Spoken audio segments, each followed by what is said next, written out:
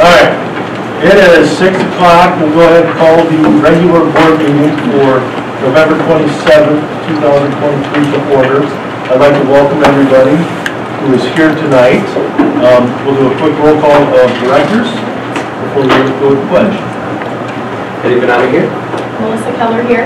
Monica Strange here. Jeremy Mask here. Roger Canoy here. All right, let's go to the pledge. Pledge allegiance to the flag of the United States of America and to the republic for which it stands, one nation, under God, indivisible, with liberty and justice for all.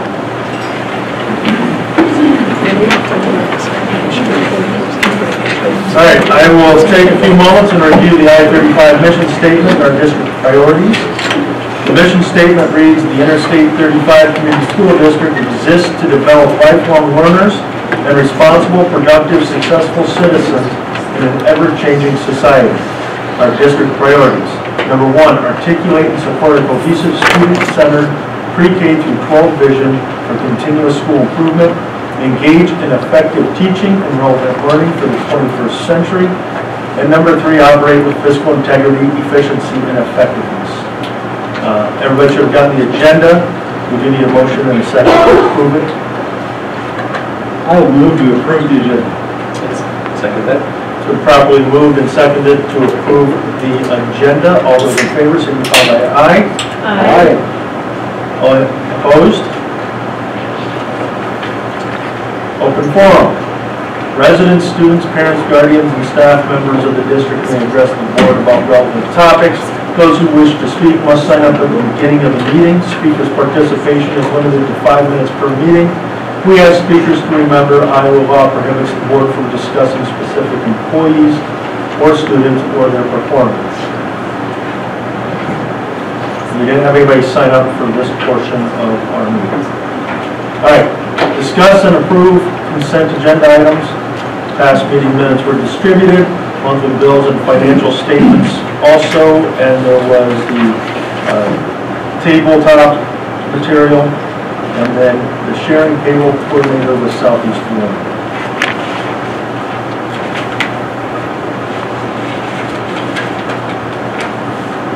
Sharon, do you want to explain that a little bit, or? The sharing payroll? Yeah. Yeah, that's a position that we created. This is just finalizing the contract. So Southeast Florida took it to their board.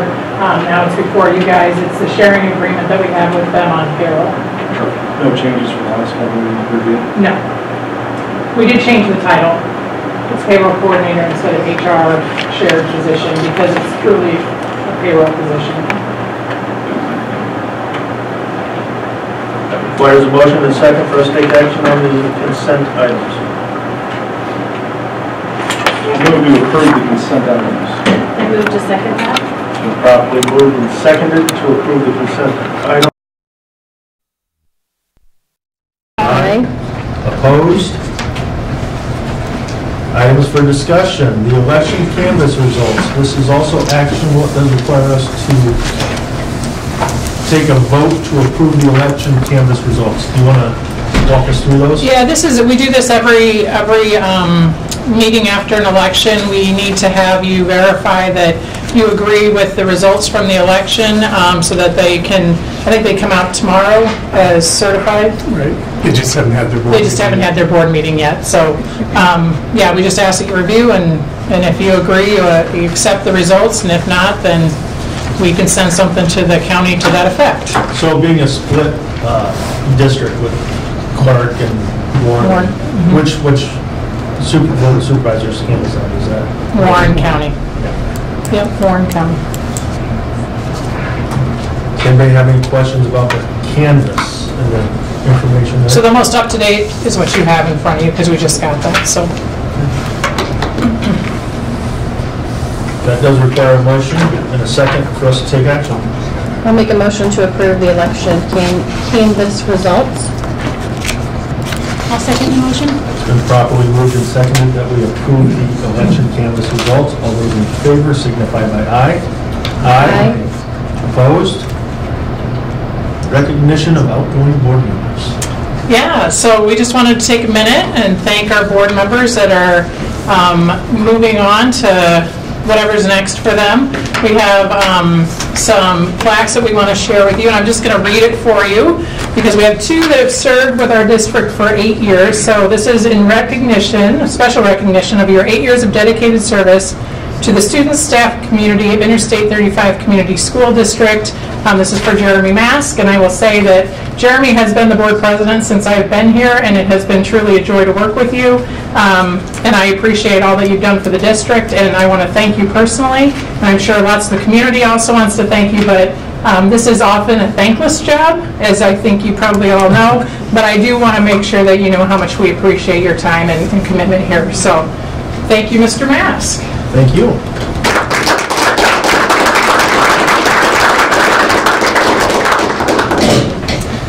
Same speech, Mr. Benami. Do you want me to go through it all again? Nope. Okay. I do appreciate it. Thank you very much. And Roger has served with us for 4 years, so we want to thank you for that and wish you best in everything.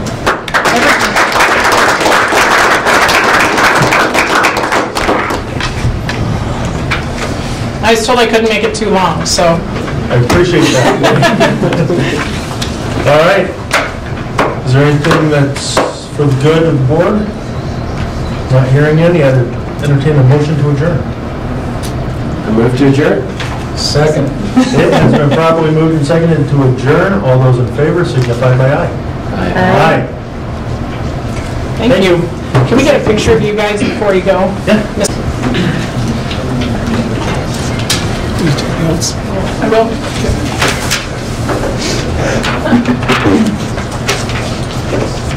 Tell me when you're Are we ready? Okay, it's 6:09. I officially call this organizational meeting of the Interstate 35 Community School District to order. We welcome the newly elected board members, Jessica Buckland, at large, Dan Hutton from District 1, and Nathan Gibson from District 2. We will now issue the oath of office to each of you. Please stand.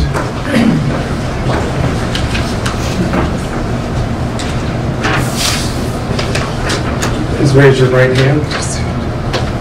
Do you solemnly swear that you will support the Constitution of the United States and the Constitution of the State of Iowa, and that you will faithfully and impartially, to the best of your ability, discharge the duties as a director of the Board of Education in the Interstate 35 Community School District, as now and hereafter required by law? I do.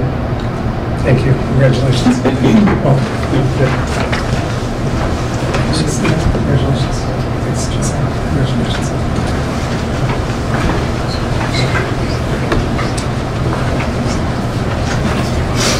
Okay, at this time, I will now open the floor for nominations for the office of President of the I-35 Board of Directors.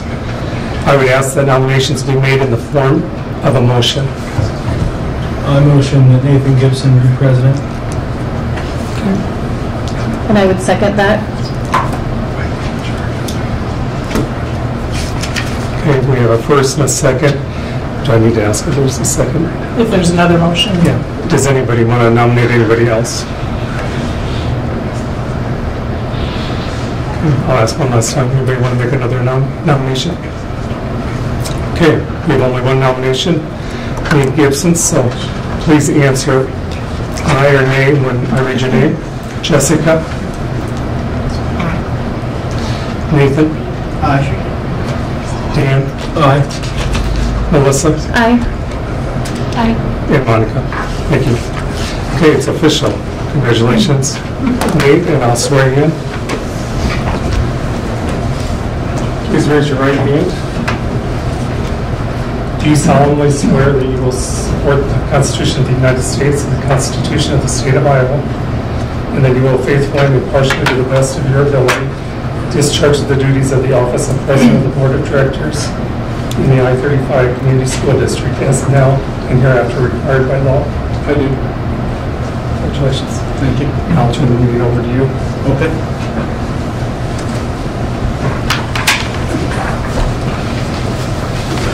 I'll now open the floor for nominations for the office of Vice President of the I-35 Board of Directors. I would ask that nominations be made in the form of a motion. I'd motion for Melissa Keller to be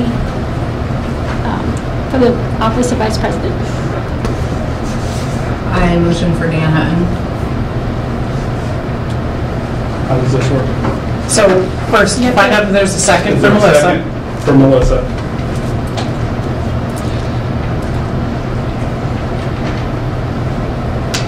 Okay. And then, And moving on, do we have a second for Dan Hutton? Do we have a second for Dan Hutton? Can I motion for it? you can make a motion, you can either, You can make a So I second. can second it for myself? Correct. Okay, and I second it for myself. So we have a first and a second for Dan Hutton. We have a first and a second for Dan Hutton. Should we vote on that? I'll read it off.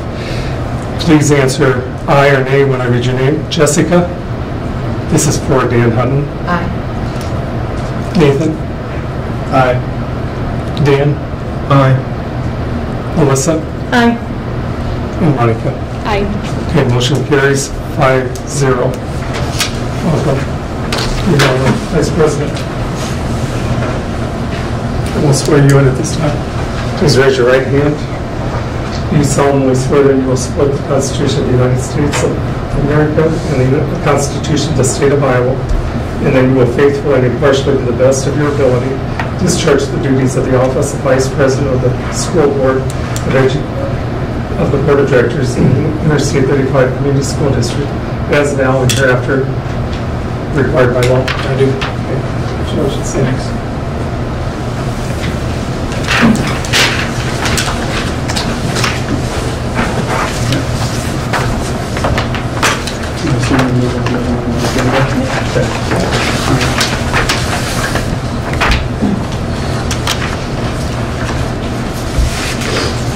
so as we go through this, I'm just going to make the suggestion, if you have any questions at all from any board members, you can ask either the board members who have served, or Ted is the board secretary, so he directions any questions about how the meeting is run. So don't feel like you can't ask anything, because we'd rather have you know, then we get it right, than have to do it again some other time. So any questions, just make sure you ask, please. So we all have a copy of the agenda. Just want to make sure everyone had a chance to read through that. Is there any discussion on the agenda? We need a motion and a second to approve the agenda. I'll make a motion to approve the agenda. I'll second the motion. It's been properly moved and seconded. All in favor, say aye. Aye. Any opposed? Motion carries 5-0. All right, that moves us on to next, the public hearing for the I-35 Science Lab renovation.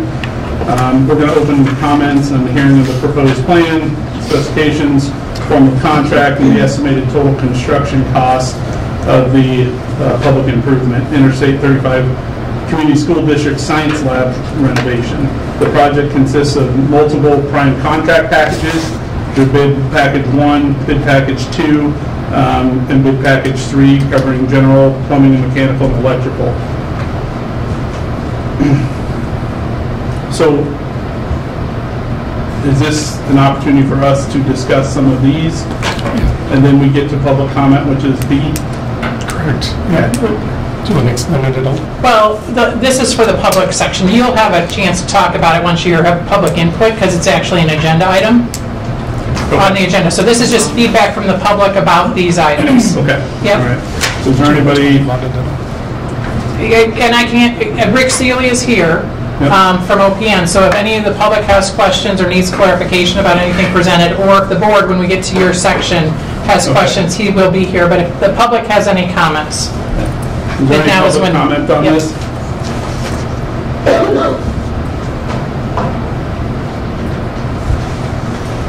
Okay, hearing none. We need a motion and a second to close the public hearing. No, you can just close it. Okay, we close the public hearing. To 6:17. All right. The next section is discussing approved committee representation for Warren County Conference Board, Madison County, Clark County, negotiations, SIAC, Facilities Committee, and Insurance Committee. After we discuss who wants the honor of serving on these, so Monica, Melissa, this is open discussion, Yeah, right? yeah. So you guys have served on these before and are currently serving. I guess we defer to you on some of them. What is vacated at the moment, and what ones are you guys on, and do you intend to continue? So I'm on Clark County because I live in Clark County, so I'll continue to serve on that. Okay. I have served on the SIAC and I've served on the facilities, so I would like to serve on either negotiations or the insurance committee facility would be my choice. I'm the only Warren County resident, so I'll have to be on the Warren County Conference Board. Okay. Ms. Clark and Warren. Dan? I can do the Madison County. That'd be fine. And if she wants insurance, she can have it.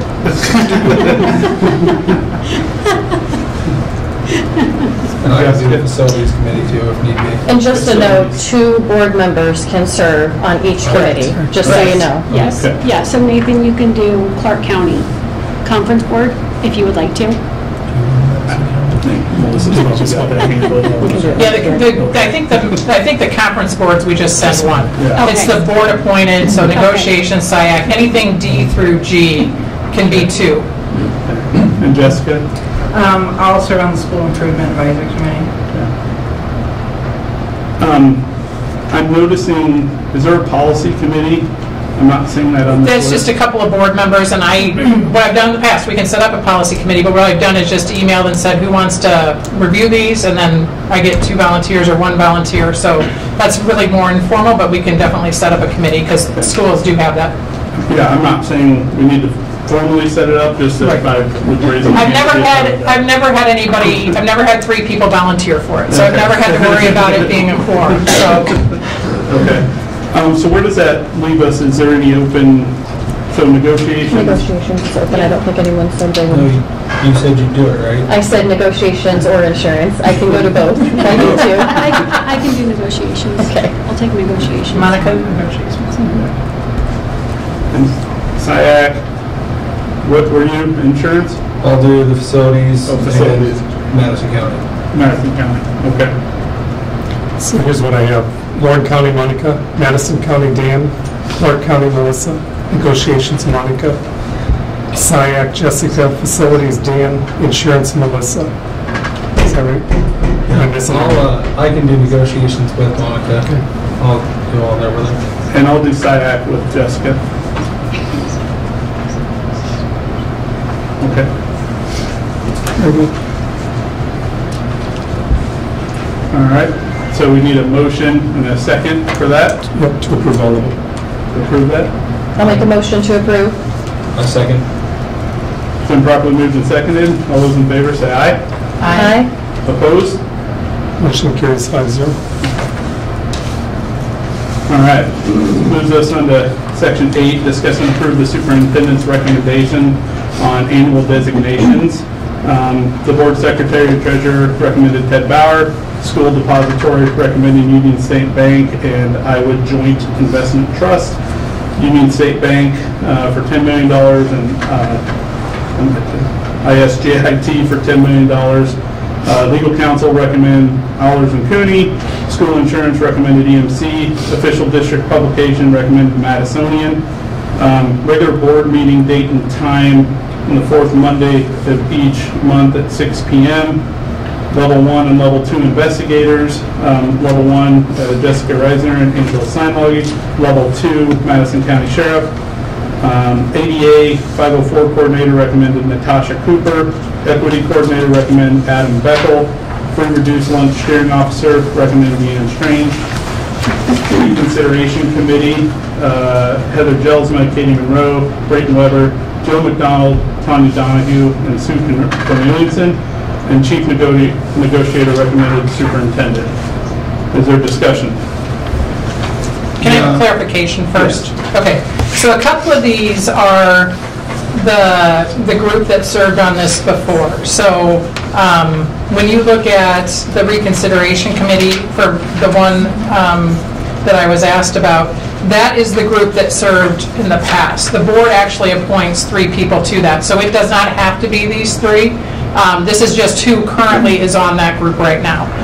So that, when you work through that, I haven't talked to these people to see if they're willing to still serve on it, because I have no idea who you want to recommend.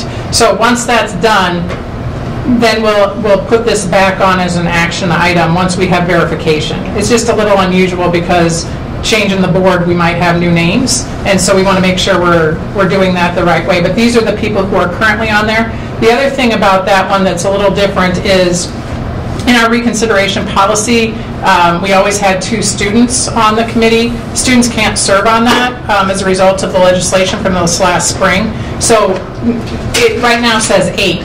Probably should change that to 6 when we get to the policy part, or if you want to keep it at 8, we keep it at 8 and move the number of people from the school board to 4 or 5 or whatever. But since we took 2 people off as students, it probably makes sense just to remove it to 6. But you guys have the discretion, since it does say 8, to change the wording somehow to make either 8 be the total or just change it to 6.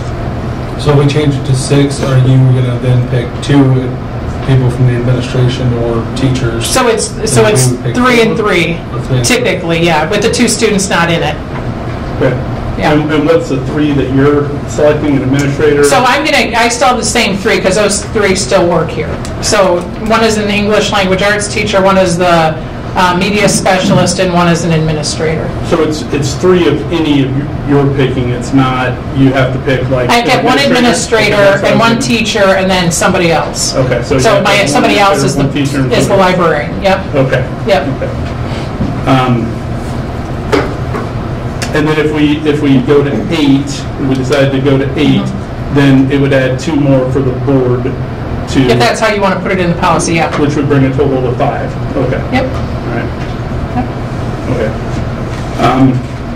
Is there any discussion on that? I was going to say I was going to recommend that we table that one as part of this list and have the new board selecting representatives for the reconsideration committee. Okay. Discussions on any of the other ones? All the other designations are who we currently have, correct? Correct. One of the other ones I was going to bring up was the legal counsel. I'm not necessarily saying, I'm opposed to it, but I think I personally would like to get read in on some things that's happening on the legal side and understanding where that's at before fully, approving the attorney. So I don't know how anybody else feels about it, but it would be hard for me to vote yes on this whole list. Having that in there, and then also potentially looking at other options for legal counsel. What are our options there? Would we look at what made us choose this legal counsel in particular, as far as what weights and measurements we look at to find a good legal counsel? So do you want background, or do you want just to have a discussion? Okay, go ahead. My 2 cents on that is we're in the middle of a lawsuit. I don't think we want to change legal counsel at all. I would like to have a closed session and be informed in where we stand in our lawsuit, but I'd say we're in the middle of it. Listen, we should keep our legal counsel. That's fair. I think that'd be bad. That's fair. I'm open to listening to anybody else's opinion on it, but. My comment was not to approve it, but to wait until we get read in on some of that stuff and then come back and approve it. But if it is concerning, I guess we can proceed forward with it. So this is an annual renewal for the legal counsel? Correct. Okay. Okay. Would there be any reason why we couldn't add this to December's agenda item, though? Assuming that we continue with what we have currently until you make unless you make a change? Yeah. Yeah, right. So we're saying we would continue it until it became an actionable item again. As long as you're, I just don't want to be without legal counsel. No, absolutely. In the meantime. No. Yeah. Not what I was intending I at think what all. Melissa was asking is like, do we have to renew it at this meeting or can we do it the next? And it'll still be fine. To retain legal counsel. Well, you can bring it back anytime. Okay. We just usually do it in one meeting, It's up so. with them or retain it, it's up or anything No, else? no, we're not contracted yearly with them. I'm with Okay, Melissa. that's, Yeah. thank you, that's, yeah. Yeah.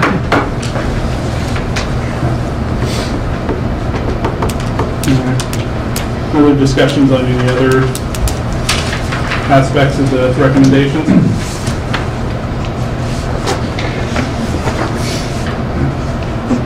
So is this where we can make a motion? Yeah. All right, so I would motion that we table C and K until the next meeting and approve the rest. Been properly moved, is there a second? I second that. Been properly moved and second. All those in favor say aye. Aye. All opposed?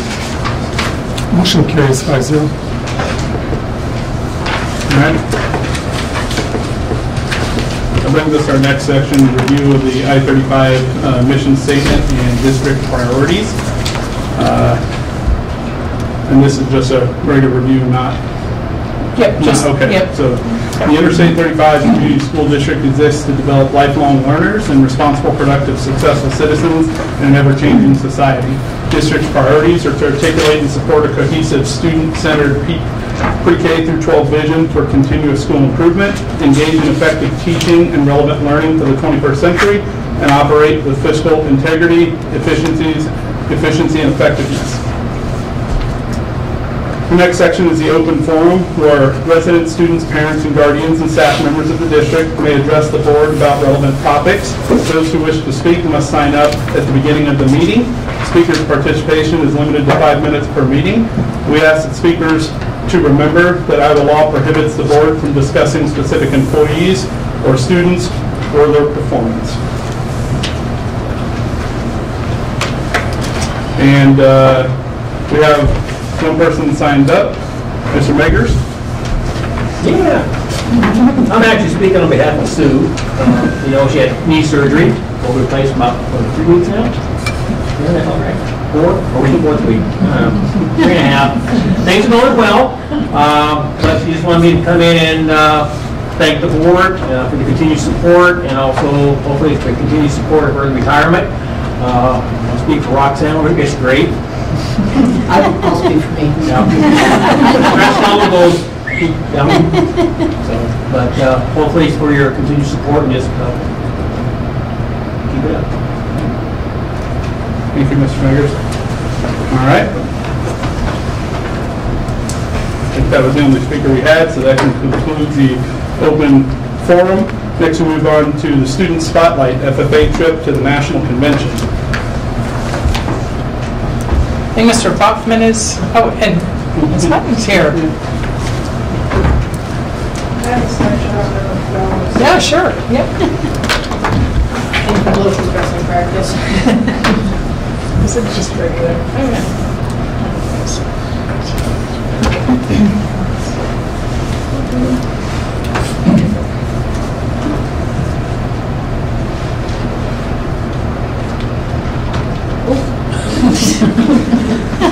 That's nice, Ellie. Thanks, Dan.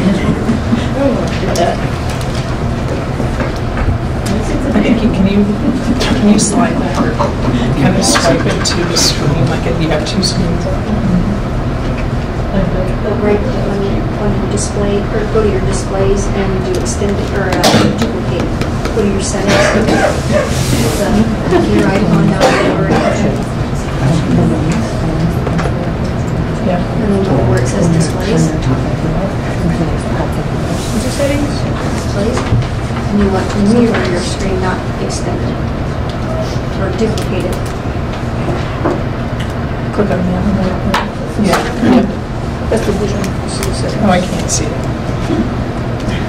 Just a minute.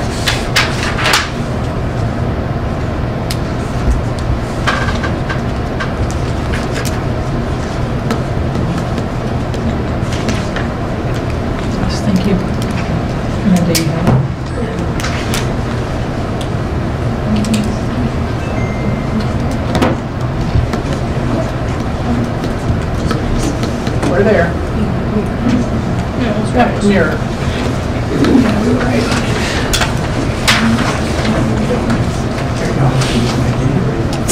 You want to do a show so you just see that?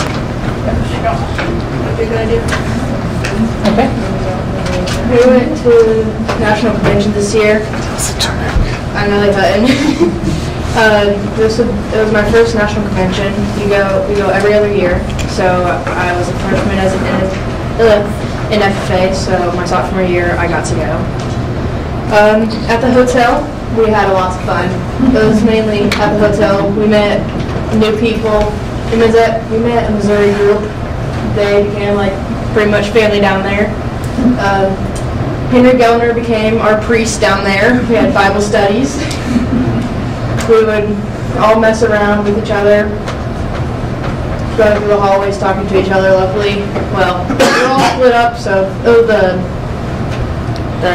hotel was kind of weird. It was set up weird. It had like one side of like most of the building, and then one side it had like 2 stories and only 3 bedrooms on there.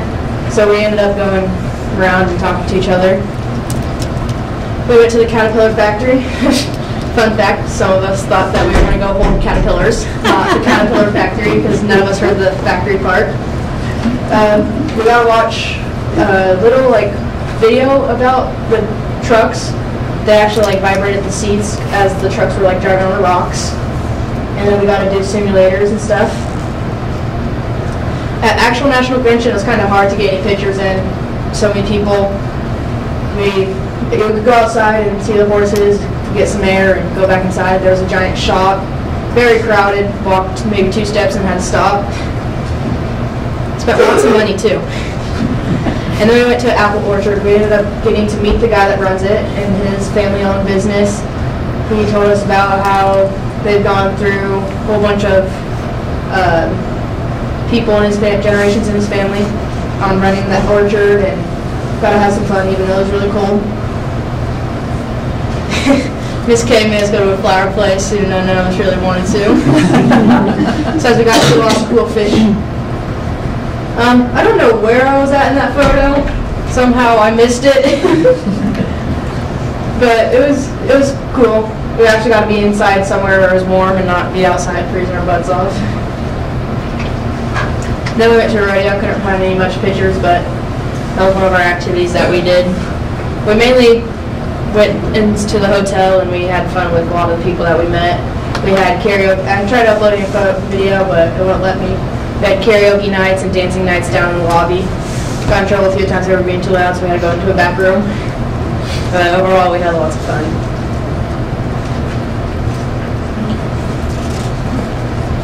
Awesome. Did you attend any like workshops and stuff while you're there? During the day, the FFA convention, or get to? We could have, but we didn't really know about them until towards the end, because they were kind of hidden from like the main places. But you could go around to different shops. Like most FFA events, there's colleges there. Yeah. So you go up and sign for a whole bunch of things. You come home, and you have 100 emails from everywhere. Yeah. Awesome. How many people went? 18, I want to say. I know there's an even amount of girls and boys. The van's full, no seats left. Well, thank you. Thank for taking you. the time. All right.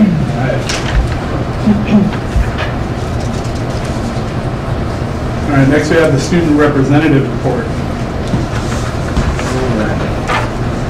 So currently, over this past month, the National Honor Society had a blood drive on the 1st of November. Had a pretty good turnout there. And then there's Ironman volleyball that went on. There was 8 teams that participated, and the team that won were called the Dragon Slayers, and the participants were Corey Kirkpatrick, Sam Keegan Strange, Michael McClelland, Grant Jones, Wayman Norris, Grace Needler, and Logan Cummins. And then on the 9th, there's a Veterans Day celebration, and we're honored veterans and current active duty military. On the 17th, we had a career day, many colleges and different like skilled trades and careers came, such as like Simpson, University of Iowa State, and the careers were firefighter, therapist, athletic trainer, and other skilled trades. As for the sports, the fall sports came to an end and winter sports are now beginning. Basketball, there's a boys game that was on the 20th, which is centrally catered, and the girls had one on the 21st, which is centrally catered. Tonight there is a boys and girls basketball game versus Robbinsdale St. Mary's. As far as wrestling goes, the girls had a wrestling tournament versus Ballard at Ballard on the 16th. And tomorrow there is a boys and girls wrestling meet at home. Any questions? Did you get some feedback from other students on the career day? Like, did the kids enjoy it? Was it successful? Some ideas for the future? Yeah, I think a lot of kids enjoyed it. As far as like ideas for the future, I haven't really heard a lot on that. The main enjoyment was like the careers, just because, you know, colleges are not so fun to hear about. But other than that, it's pretty successful, I'd say. A lot of kids found interest in what they would like to do when they get older and learn more about it. So. I'd like to just comment on the Veterans Day. I think this is the second, I don't know if it's the second year it's occurred, but it's the second year that I've attended, and I really enjoy it, and I think, you know, the kids do an awesome job of, you know, greeting folks when you come in the door all the way to when they're serving, and I just want to thank the staff and the students and the teachers for that. It's a really awesome day. And then also, I got to watch all the Ironman volleyball. I think the coaches were a little bit more intense at times than the players. The high school volleyball girls, the coaches for the Ironman teams, they were pretty intense. So that was a pretty successful event as well. All right. Any other questions? Thank you, sir. Yeah, thank you. Right. Next, we'll move on to the principal's reports. We'll start with Ms. Woods.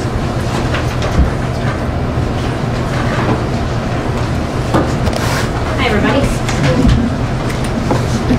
So there's a standing argument amongst our team about, you know, if you want us to redo the whole thing, if you want to get into detail, and I go first, and I often get echoed when I sit back down. So I just am frankly asking, how do you want to proceed so I know? Do you want to dig in the weeds? How do you guys want it? Well, I personally, for the experience that I've had, I do enjoy the breakdown.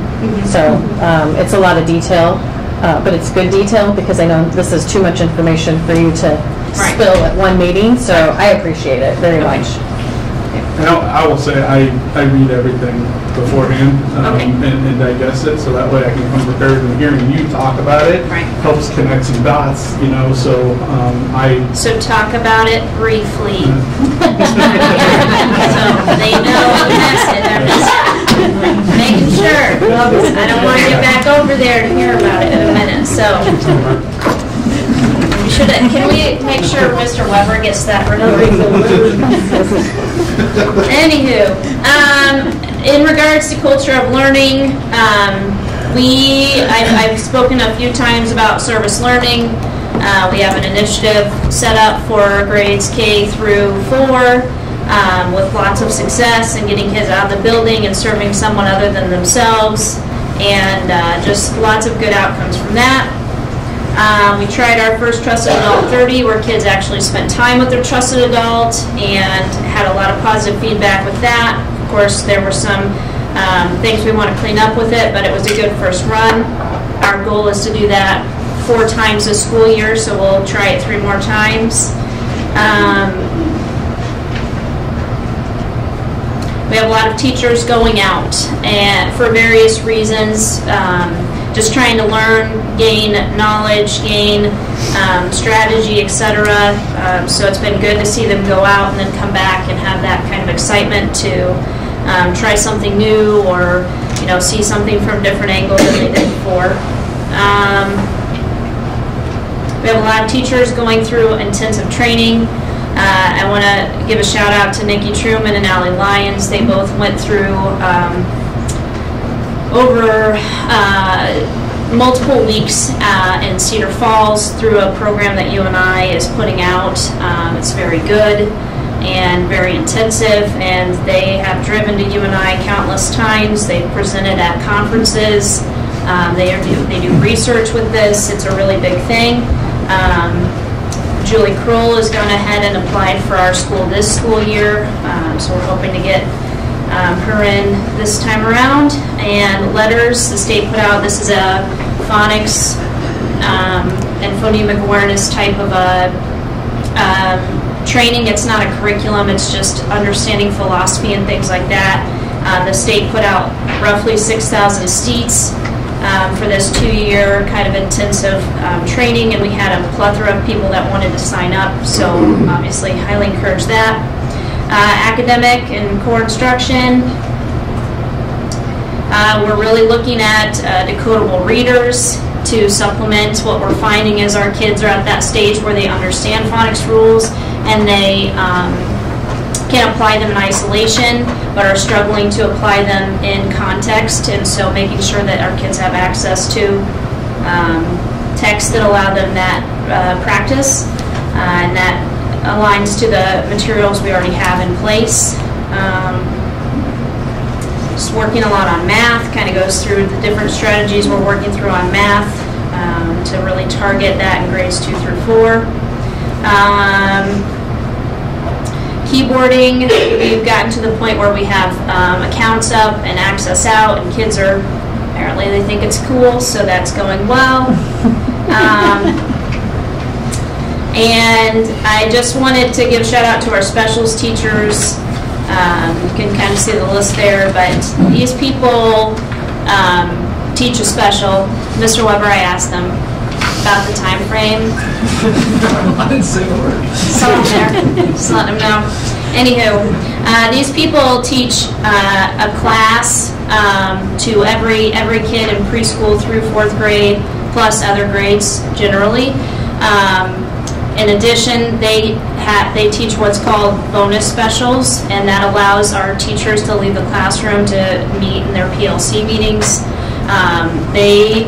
They see hundreds of kids in a day, and they do an excellent job. I don't know if anybody was at Grandparents' Day, but Kelly Duggar, just coming in as a first-year teacher, just rocking it. So I think that's about it. And I think you're about when and when's going awesome. So any questions, concerns, comments, feedback? Go ahead. No, good. I was just going to say, first off, thank you for taking the time to write these up, and I take it seriously, and I read through them beforehand. I will say, I think I read through it Thursday or Friday. Do you guys typically might be working on these? Because I think there's an addition to it since I read it, just so I'm aware of. Yep. Okay. Yep. Okay. This is in like an ongoing Google document, so I could start, next month's tomorrow, and you'll see it start to pop up there. Gotcha. So okay. yes. That's good to know. Yeah. Sorry, go ahead. No, that's okay. The 30 minutes with the trusted adult, how do you do that with so many students? Yeah, it was wild. Mr. Douglas was very popular, so like, for me, I don't have a space, so I took the wrestling room, and that was before wrestling started, so it wasn't gross in there, but just we played dodgeball, we colored, and things like that. Just there's a plethora of kids, and some are active and some are not. So I just tried to provide different activities. Each teacher did it their own way. So I know one teacher did popcorn in a movie, and each person did their own thing, and each person had various from 1 kid to 50 kids, and we just made it work. I was thinking it was one-on-one, and I'm like, how do you do that? No. Yeah, Mr. Douglas is still down there doing this. Well, he has a cadet that can help. Yeah. I can speak for her. So, no, that's great. What else? She asked what I was going to ask about. Yeah. The continuing education, I feel like that's what I'm calling it with the teachers. That's great. I think that just empowers them more. So I love that they're able to do that. So thank you for sharing that. That's important. Yeah. What options are you guys looking into for the 4th grade service learning? Well, try to chip away at that again today. So we originally were going down the track of like animals, and what we found is like local shelters and things are either too small or feel like, you know, they have maybe some dangerous dogs that they don't want exposure to or different things. So we're really struggling to find a opportunity there. I've called lots of places. I talked with the Iowa Special Olympics today, trying to just get, you know, something going there. And what she suggested was they have day habs is what I'm going to call it. It's in my notebook. But they have day habs where they don't, but there are organizations that have what's called a day hab where people with disabilities go and they spend the day and do activities and things like that. So I called a few day habs today and left voicemails with them. So I'm going to try that route and see if we can get somewhere long term, because I think that would be a really good fit too. It's called Habitat for Humanity. I've called everybody. I'm just trying to find something, but I'm hoping maybe I can find a day hab to work on. So. Thank you. Yep. Thank you, Ms. Wood. Thank you. Mr. Weber? I'll be pretty brief here. I'm kind of running back and forth with the games going on. And a fall recap on the AD side. A thank you to the I-35 boosters who help offset costs with all the different banquets for all the different teams in the fall. And then I put in all of our winter stuff coming up. We were awarded the wrestling district meet again for the 2nd straight year. So we're going to do that. And then we're also rolling out a girls division of Rich Gray. So we'll actually have right at 32 squads here in 2 gyms. Kind of a mega day of wrestling there in January. We're hosting that conference, just started a year ago, and we hosted it last year too for middle school the night before, and the youth tournament the day after. So it's kind of a busy week for wrestling that week. Going forward, new board members, I always keep that upgrades document that we started last fall, so you can click on it and see the timeline and when we're needing it and the things we're trying to do to keep the safety and security of our current football stadium moving forward. So we are on pace with everything we said we were going to get done and when. And so we'll keep building out what spring and fall, spring and summer looks like to keep getting those items out. And then in the other tab, the last 2 years, I've tried to keep you guys up to date on special education, 45-day trial outs, how many kids we have, how many exits we have, so you can see all the good and everything in between. So that 89 was our October, our state count for actual I-35 special ed students. Not counted in that are your speech only, so you have another 17, but speech is delivered by the AA. So the kids that only have speech are not in that number. I put our number of one-to-ones that include a one-to-one pair with those students. And then we know we have some incoming, some early access 2- and 3-year-olds coming up through the pipeline that we're already meeting with their families. And then I list our exits is actually one that just changed this morning. So someone had met through their 45-day trial out and officially exited. So that's one. And we now have 3 students that are in a 45-day out to try and exit as well. So the one piece with that, our needs. So if you look at a year ago to now, we actually had, I think, 7 less special ed students in the October date. But our needs, our weighting is quite a bit more. We have more kids with more needs, more level 2s, more level 3s, which means more parents working, more teachers working with them at a higher number of minutes every day, and more students that are becoming eligible for alternative assessment, which is a big. It's a big difference. It's a special ed teacher doing all the core curriculum with that student during each day, and so with that is conversations are now starting with me, my staff, the administration on what does that look like for the future. If we know that I'm going to have 3 to 5 kiddos in that in a year like that, what do we need to do to be prepared? Because there's no more, we'll send them somewhere else. That doesn't exist, and there are kids. So what do we need to do to have an actual level 3 program here at I-35 to serve those students? So I don't want to get too deep in the weeds on that one. I'll probably come back in the next meeting and give you where we're at with that, because obviously that staffing will be involved with that and what that looks like. But just want to make sure you knew about it right from the start. So, questions? I have a question on do we have metrics on measuring kind of the effectiveness of the IEP, programs from high school, from a junior high perspective? Like, I know Mr. Bethel has presented things, just, regular, grades and statistics and where we sit, as far as, here's our goals and here's where we came in. Do we have that on the overall IEP program where we can measure, not at an individual student level, but at a program level, saying, hey, we have this many objectives, we measured over the last quarter, we achieved a certain percentage of that. We have that type of stuff. So about a year ago, stole it from Mrs. Woods, from where she came from, we started an individual, actually by teacher, trend line analysis. So every single one of my SPED teachers has their rosters on a spreadsheet. Kids' names are on that, so it's not something I can show here. But I can show data, I wouldn't be able to show names.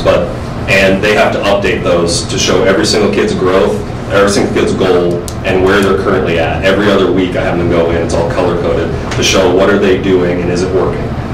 With that, to take that a step further, so that helps every administrator when they walk into an IEP meeting. A lot of times they don't know those kids like I know them, like the teachers know them, but they can pull up that sheet right away and be like, oh, look, Johnny's doing really well in his behavior goal, his math goal, what's going on in reading, and then that spurs a conversation that's not already happening.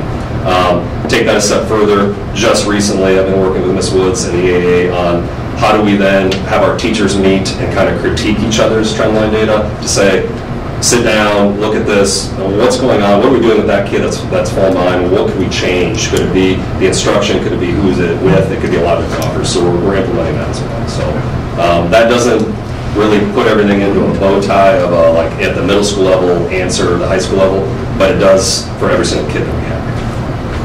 Does that help? Yes, that helps.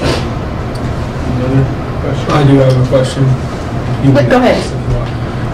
So you said that we're needing more now than we did a year ago, correct? Did we see that coming, or did we get some open enrollments we didn't expect, or, I wouldn't even say. It sounds like it came up quite like, not just a little bit more, like a lot. Yeah. So if I look at, let's talk about the early access kiddos. We've known about them for over a year. They're not even 3 yet, but in the spring they're going to be, and they're going to start coming slowly. But then by fall they have to kind of be transitioned to at least a 3-year preschool. Well, if everything holds true, that might mean I need 3 paras with 3 kids, In the spring, right now, we kind of have it set, well, maybe I can rotate because they're coming in chunks of time with one person, but divide the kids out when they come during the day. But then all of a sudden in the fall, that's not really an option. We can't do that. I will say we've had, it's not open enrollments. We've had one, but they were actually a gen ed kiddos that came in and then got identified with some needs that it is what it is, and there's a couple there. But these are ones that we've known we've had. It's just the ones we've been able to exit ends up where a lot of L1s, and the other ones are now taking more hands-on, more help. So.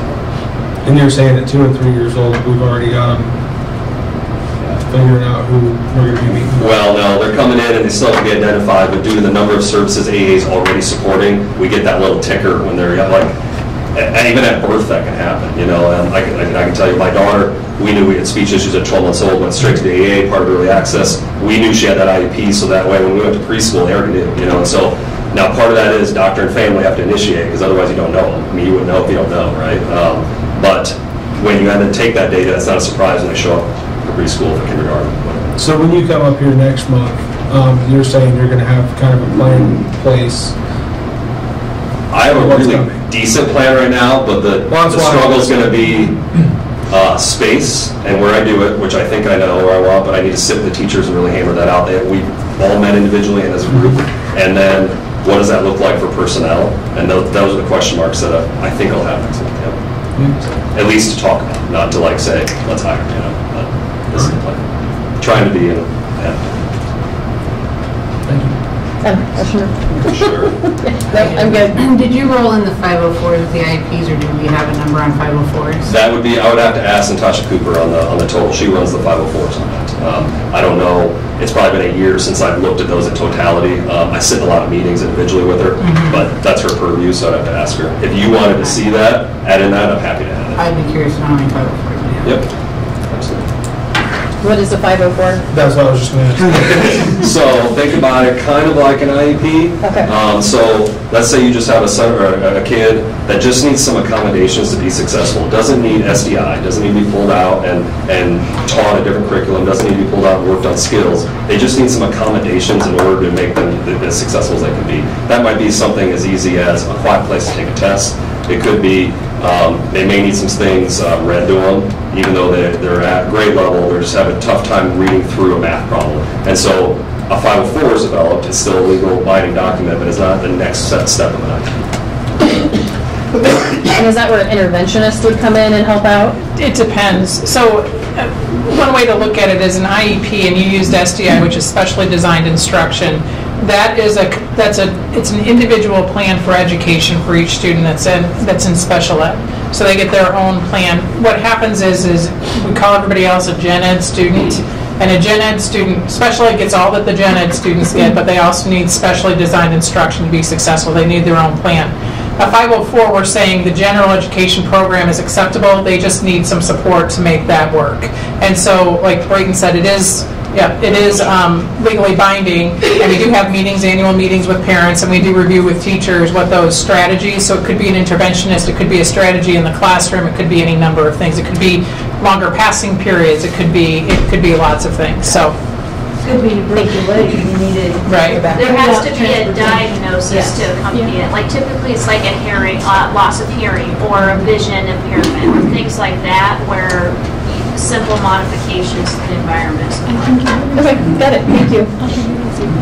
Okay. Thanks. Well, I think we're done with Mr. Lewis. Well, anyway, I can give him any questions you still have, and he can bring them back for you. I think if we could just, maybe start seeing some of those metrics of the program and understanding. I think you said he had it per teacher. I don't know. We'll come up with something so that you can see kind of how it works. Okay. It's just a little different because every student has their own goal. Yeah. And so it's like how many of our students are working towards or making progress towards their goal is probably what it'll be. Yeah. Mm-hmm. Okay. Yeah. We're up, Ms. Woodson.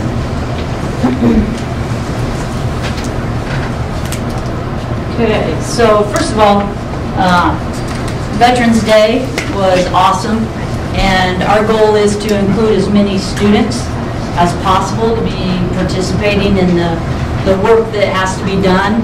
And then it's just a beautiful kind of a chorus in the sense that our students just start coming out of the woodwork and they just start helping. It comes from them participating in band and speeches and choir, as well as cooking the food and serving, and then the decorations and the picture taking and all the demands, getting everybody where they're supposed to be.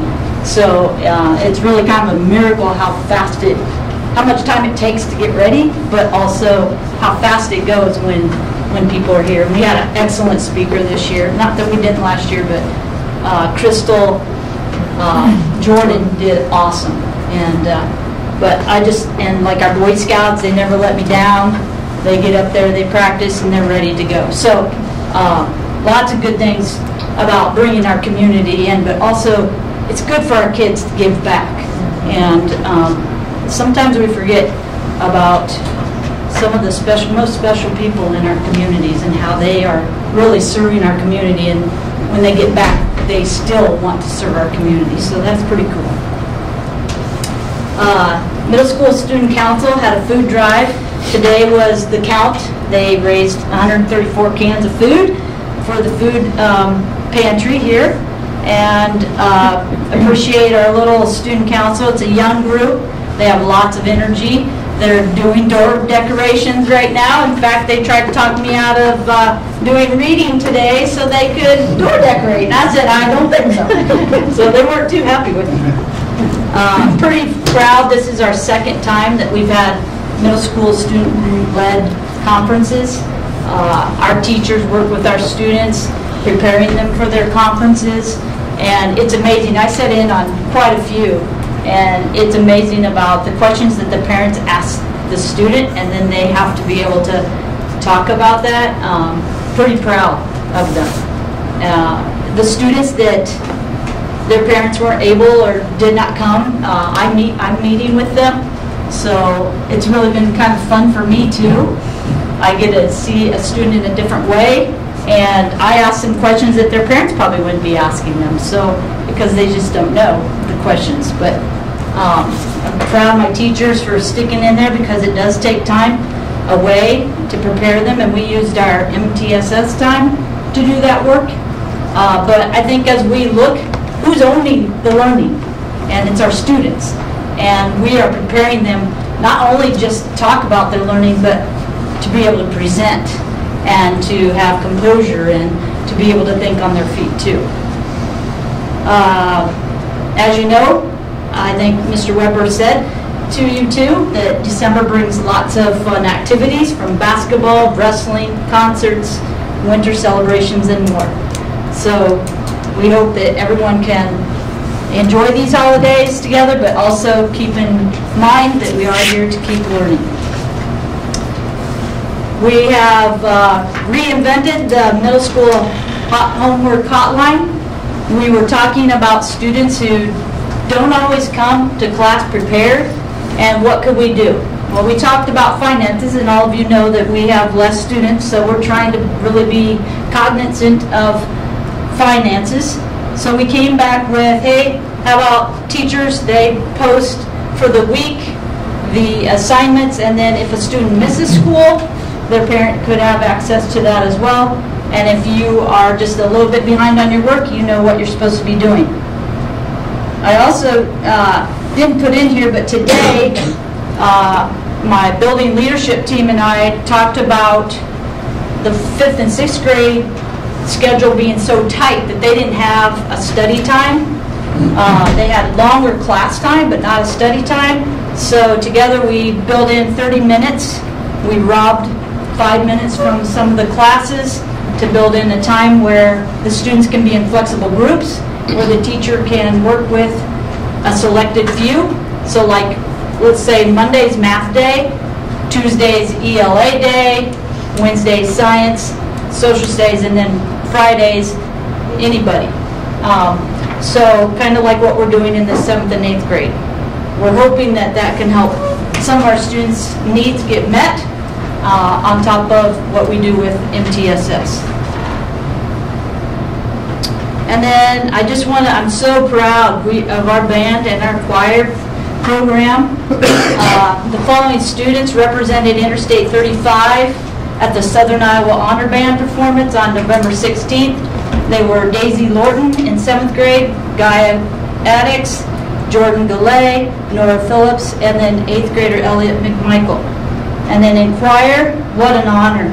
What an honor. I don't know, is Addison still in here? Addison, stand up. Woo! This is an honor. Not so proud of Addison. Thank you. She was selected in the 37th Annual Opus Honor Choir Festival. Over 2,400 students were nominated by their directors for only 720 positions. So selections were made, and she was able to attend and had, I think, a great experience.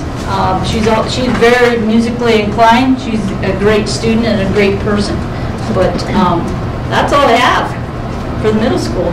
Getting ready in January for assessments.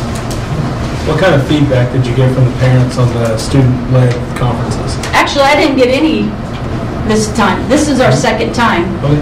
But everybody seemed pleased. It was calm. Like 2 or 3 students can go at one time, and no one's outside having to wait to go into their meeting. Students, like I said, they're prepared by their teachers. And the teacher kind of oversee it? Yeah, they're in the room. Yeah. Student with Buffalo and their parents? Yep. And then if you, let's say that you're going into your home room, but you want to see another teacher, we send out a note that that's available too. So we try to make the teachers available as best we can. I just had a quick question on schedules. You said you're redoing the 5th, 6th grade. Do we go through schedule reevaluation every you know. Every year? Is it every year or twice a year? Like how? The administrative team does it every year. It does every year? Okay. All right. And are we like incorporating feedback, I guess, from parents on that? Like, you know, time enough to go to the bathroom in between periods and things like that? Or even some, I think in this case, didn't have a study hall or time for the kids. Does that all factor in when you guys are determining that schedule? Yeah. And I think in this case, it's a difference in how you're using that time. So when we talked in the spring with teachers, I think the idea was that if they had them longer in the classroom, then they could have more direct time with them in the classroom. And then I think I don't know if there are any middle school teachers here. I don't want to speak for them if they're not here. But my understanding is that they like the idea of having the ability to work with different groups of kids. And so they had time. The intent was to use it in the classroom as study time, work time, so that they could get one-on-one help. And then they, I think, wanted to move to more specialized groups to work with to help with specific skill sets instead of just over the board. So that's why there was a change in the middle of the year for this one. Yeah, and if you think through the day, there's 3 classes. So I could pull from all 3 of those classes at one time and support 4 or 5 kids instead of, oh, well, here's 2 over here, 2 over here. I could manage my time and what I'm working with, hone in on their needs and their skills. Any other questions? Okay, thank you. And Mr. Beckel. All right. Good evening, everybody. Good evening, sir. All right, so this one's kind of light for me tonight. Don't have too much stuff on here for you, especially since Ross and I did a great job covering some of it for some of you guys. Shout out for you. First one on here is some new course possibilities that we're looking at getting at the high school level. Applied mathematics. This is kind of a copy of like what DMAC would offer for their skilled trades. Looking more at a focus on fractions, decimals, percentages, geometric shapes, volumes, just things that the students might use more in like an apprenticeship program or a skilled trade. So kind of kicking that one around right now, and eventually maybe bringing that one to you guys for approval type of thing. Next thing is the BLT focus. Our building leadership team has been focusing on intentional interactions to support positive culture at the high school, especially staff culture, and increasing student engagement and student culture. Some of the things we've looked at is a smorgasbord, potluck with staff. I know like it sounds kind of corny, but food goes a long way with teachers sometimes. Also, looking at utilizing our professional development time more intentionally. Finding out what teachers need, like they need more support on, just kind of getting input from that team. But really, a lot of it is me being present, more transparent, and working alongside staffs, working on those things. Next bullet point is safety efforts. Most recently, we've done a drill, a hold-in-place drill. That is a form of, for lack of better terms, a lockdown type drill. Hold in place is where we hold students in a classroom and prevent hallway traffic, and that might address things like a cleanup in the hallways, maybe some kind of spill, some kind of hazard, medical emergency, maybe a staff member, student might be having a medical situation, maybe something where we need to limit exposure to students or witnesses or type of, people seeing things. Also dangerous or violent situations in the hallway.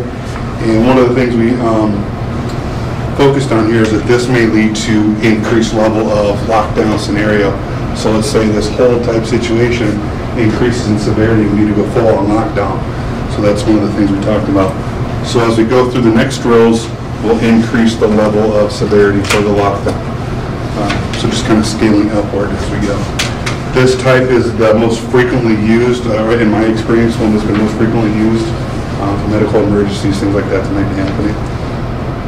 And all of our drills for the year have been scheduled out. Lockdown, severe weather, fire, those types of things.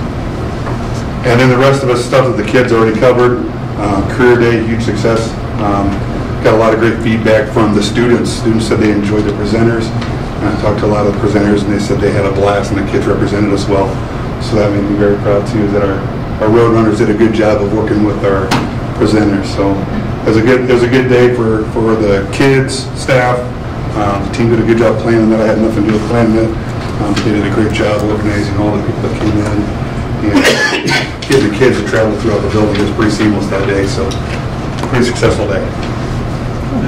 Any questions? Sorry. I have a couple, but go ahead. I do too. So I guess, not to jump ahead or anything else, but with the new math class you guys are thinking about and everything else, which I love the idea of, what kind of classification or certification does that particular math teacher have to have that we have for that? The lower level would be, adequate for this one. You don't have to have, like, it could be offered as a DMAT class, but we're not going to offer DMAT credit for this one. So we may not offer it in-house, so to speak, but might be offered in-house. Okay. So the ones we have, like the math teacher we already have, that we still have, has everything they need for that. Okay. And just a clarification, if you are going to offer it for DMAT credit, that instructor has to have a master's degree in the content area in order to teach it. And so, for CTE, not for content courses. So if we had, so I teach the English class, I have a master's degree in English. And so that's one of the requirements for DMAC. If it's like our welding, so Mr. Boyce teaches our welding classes, he has over 6,000 hours in welding experience, and they'll take hours for our CTE courses. So it's just one of those things where you kind of have to see how the state records it. Is it a CTE class or is it a math class? And that determines who has the licensure, what licensure they need to teach it. So possibly need to look into that with our new hire. Correct. Yeah, that'd be ideal. We can get our kids the best foot forward possible. Right. Okay. Yeah. And I have a similar question, just a different, lens on it. So obviously we're going to talk a little bit ahead that we're down to, a math teacher in high school.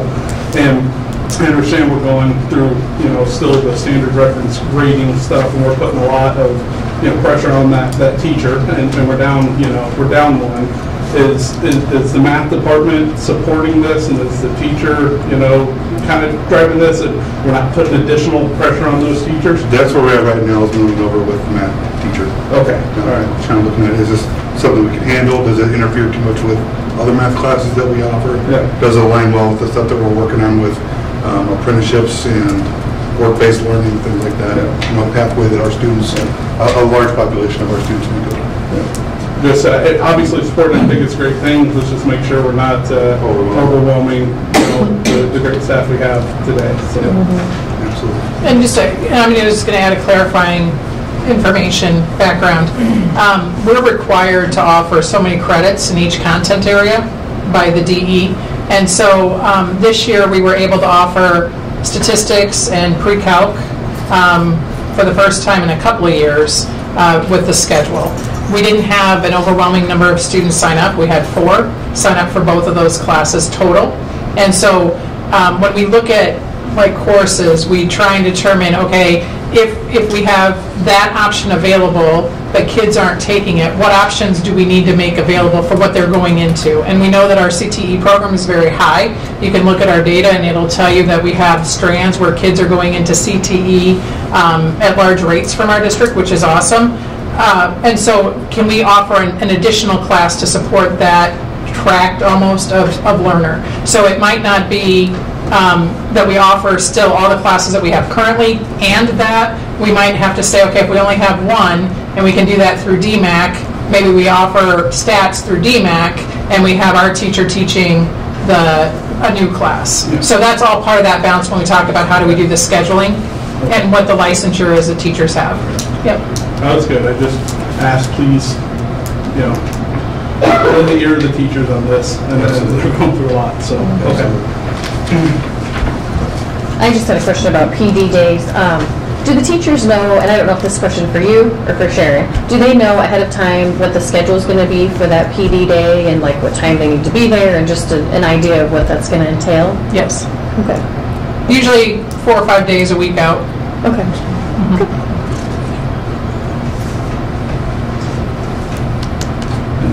All right. Thank you, sir. Thank you. Thank you. Thanks.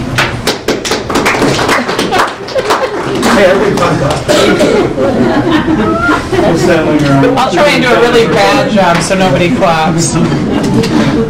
Okay, a couple of things on the report. I have the IASB recap. So Jessica was able to attend one day, which was awesome. It was a 2/3 day conference, and so typically how it works is they have some keynote speakers, and then they have breakout sessions. The first day was actually learning sessions for board members. One of them that I have listed here is called Ready, Set, Govern, and it just really went through some different scenarios, and Jessica, you can jump in anytime, about kind of like the fundamentals and what's the difference between a superintendent and a school board member, what is a quorum, what happens when you do have legal action, how can you support policy. So it's kind of a look at a lot of different things in a really short amount of time. But I do think it's valuable. I think you probably took away 2 or 3 things from it that maybe you remember, maybe you don't, right? It's just overwhelming, I think, sometimes. But the morning session was Finance 101, which is school finance, and we'll have lots of conversations about that because it is just a little different than what we think of when we think of our home finances, which is what everybody kind of defaults to. And the reason I think this is important, IASB does do a lot of trainings. They're available to do specialized trainings, but then they also offer some, what I would say, canned trainings. So I did put 2 up there. This is that Ready, Set, Govern, which is the kind of overview of the whole process of what it means to be a board member. And they have 2 that are pretty close to our district. One's in Van Meter on January 3rd, and one is in Sheraton on January 4th. So that might be something that you consider attending. If anybody wants to go, I will definitely attend with you if you want. But that, I think, is kind of a comprehensive look at the role. Do you want to add anything? I'd recommend going to it. It gives you a lot of what you know to expect, and the do's and don'ts, and packet of information if you want to look at it and determine from there. But yeah, it was good. The other thing, and we'll talk about this, I put it later because I think there's a lot of things that we do to onboard teachers when they come in, and we have the opportunity now to think about how do we onboard new school board members, and I know we have 2 veterans, right? You've been in here for 2 years, and you're veterans. So but you're always learning something new. So I do have information later at the very end of the agenda about maybe some work sessions that I think we should consider. Whether we use IASB or somebody else, that's fine, but they do offer those services. So I just wanted to make you aware of that Ready, Set, Govern workshop, those 2 places, because I thought it was valuable, and I would definitely attend if you'd like to go. And if it's okay, you want me to go through all these, or do you want to ask questions about that one, and then, or do you have any questions about that one, I should say? I would just second what you said, that the IASB has a lot of resources, so the work sessions, I went to IASB twice the last 2 years, I wasn't able to go to this one. But the finance, Ted and I sat next to each other at finance, which was very helpful. But again, I think it walks through, what a board member, what the role is, and so very, very helpful. So I would highly encourage. If we want to attend one of those, just get with you, or yeah, we'll have Cindy register. Yep. Okay. Yep. The second thing I have up there is the Iowa Performance Profile.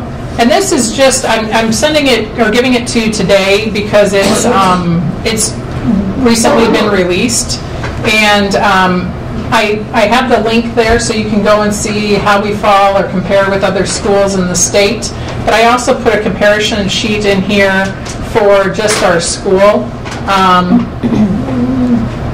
I would move my computer, but that's not going to do it. But if you look, in 2023, all of our schools were commendable, and you can kind of see how we've moved to that category. We've been commendable in the past. We were commendable last year, but if you look at the amount of growth between even last year and this year, that's pretty significant when they look at comprehensively how your school is performing. So I'm giving you this as an overview because it's a lot of information on that website. Next month, we'll do an in-depth look at this by building. So our principals will come in and give you more in-depth information. But I wanted to give you at least an understanding of what it is. So the state gives us a ranking or score based on certain criteria, certain factors. So if you go to that website, and you can select whichever year you want to here. We're just going to do 2023. And you can type in the district or the school, and I'm going to go to the school because I want you to just have an understanding of how we use this information. So this gives you the information, the enrollment, and then it gives you the score. The state average is 54.81. We're at 57.14, so that we're above the state average. But then it breaks it down here into the criteria or the targets that they're asking us to meet. And so then we use this information to help us determine what our goals are. This is information that the SIAC team reviews. So when you look at this, there are some numbers that stick out. So if you get to, let's find one, 4-year graduation rate versus 5-year graduation rate. So the state is the black dot on each of these charts, and then we are the blue line. And so you can see that we're at 93.55% in our 4-year graduation rate, and we're at 96.15% in our 5-year graduation rate. So that means, in essence, typically by class we have one student that didn't graduate for lots of reasons, right? So, but we follow up with them. And so if we can get a student who didn't get done in that 4-year time, it gives us an extra year to give them support so that they can be in that 5-year graduation rate. Because we know that there are things that happen, and the state recognizes that. So the graduation rate is a student that starts and is done in 4 years, and the 5-year graduation rate is they start and they actually take an extra year to get done. Maybe that's summer work. It could be extra classes during the school year. It could be specific. I mean, it's definitely specific to that student. But you can see how that plays into factor how we score. So the state then takes all of these metrics and it weights them. And here's the weighting, so you can see what the weighting is, so they get to that total number. So you can see the breakdown of that. And what we would do is we could look at that and say, okay, growth in English language arts, our raw score was 51, the standard score was 50. It's graded at 17% of that total 100, and so our score for that was 8.73. That's obviously an area of concern at the high school. And so we would target some of our learning, or look at possibly how the test is structured. We could look at what standards students aren't doing well on in the test, and how are they doing in the classes on those standards, because they're directly correlated now. So this just gives us the breakdown of how they get the number 57.14 down here. So I wanted you to have this because this is, again, a ton of information, but we will break it down in more detail at the next meeting. So just wanted to share that because it is out there and community can see it. They can go on, look at it, bring questions, but that's what that performance profile is. Why on the results, when you pulled it up, did it say for 19 and 20, for I believe it was the middle school, there was not any information available? Because at that time it was part of, 7-8 was part of the high school, and 5-6 was part of the elementary. Okay. Yep. Fair enough. Just probably note when we come back next month to review in detail, if we can highlight what the inputs are, like what tests are going into this. Yeah, and then I guess I'm a little bit confused as if that is, you know, based off the standards and the standard reference grade. Part of it is. Part of it is. Yep. Okay. I'm just curious, while they're still using a 100-point scale, you figured they'd be using 1 through 5 as well. Yeah, it's not the, but yeah, it's not the same. Okay. Well, I'll break that down for you at the next session. Okay. Yep. Thank you. Yep. The facilities update. I included this because we have lots of conversations right now. We had the public hearing tonight about the facilities. I know that there were lots of questions, as you guys may have been out talking to community about that. This is kind of the background about how we got to the conversation that we're in currently about facilities and what do we need to do for future planning. This document is probably the one that everybody wants to see or pay attention to. This talks about funding resources for those facilities. And so, for example, we're in our first phase, and that phase includes the high school science lab renovation, the baseball, softball fields. Because of where the baseball, softball fields are going, it's moving the practice field for football, and then also a concession building with storage room and restrooms. So that's phase one. We're using saved dollars to pay for that. So that's money. It used to be the 1 cent sales tax, so that it doesn't increase your taxes. It's the 1 cent sales tax that we would get. Now, one of the questions that a board member asked me is, so if we didn't use that 1 cent sales tax for this project, could we use it for other projects? Yes, but they have to be facilities related. So they could be for new roofs, they could be for air conditioning, they could be for any number of things that are in that bucket that we can use that money for, but we can't use it for teacher salaries, right? We can't cross it over there for that purpose. And so that's kind of where this document came from, is to show you how this could be paid for without taxing the community more than where we are currently. So this we'll talk about in more detail. The reason we did this in phases is because in 6 years, 10 years, 20 years, you might not be here, I might not be here. So what's that board going to do? They might decide a different path. And so we know right now that phase one is in the works, but that doesn't mean phase two is guaranteed. It's the committee recommendation that this is the direction we move, but as a board, you guys decide, how you want to do that, and it could be a completely different path. But I wanted you to see this because I know there were lots of questions about it, but I can go through that in any detail that you want as we go. Again, it's more background, right? Trying to onboard with some information. These are all the places we talked about touching with these phases. So there's a visual map for anybody who needs visuals or likes visuals. We're talking about these science renovations. That's what our public hearing was about tonight, making those spaces as accessible as possible for years into the future. And then, so this is the scope of the project for this first phase. The science rooms right here at the high school, and then the fields and the practice field over here. So, again, not to overload, but I feel like sometimes you will be overloaded, but this is just the background information, so I wanted you to have time to review that and then be ready to ask questions for Mr. Seeley, who's here tonight, or any of the facilities committee. I think Melissa's been on there for a while, so she can kind of talk through this as well. But that's just the background of where we are and kind of how we got to phase one. Yeah, and it's probably more appropriate to ask this question here rather than down there because it doesn't pertain to what we have to action on. Can you just give me a date on when the gym and when the math room will have air conditioning? So the gym is, no, I can't, because the gym is actually, I think this is what is proposed right now. Again, the only thing that the board has taken action on is phase one.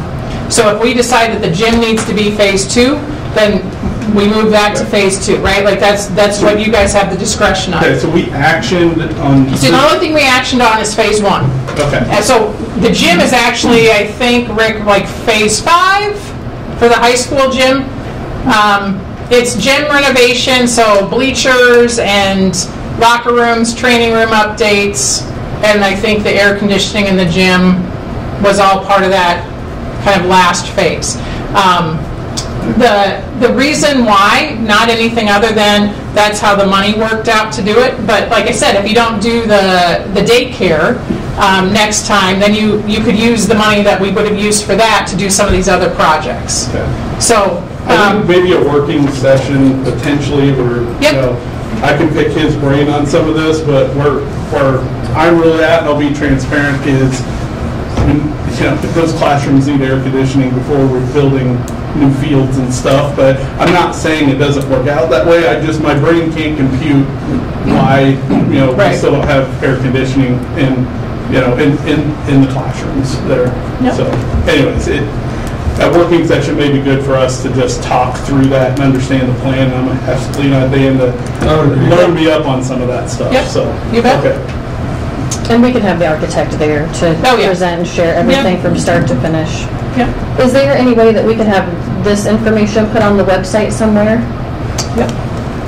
And I don't know if like a link to the funding source would be helpful.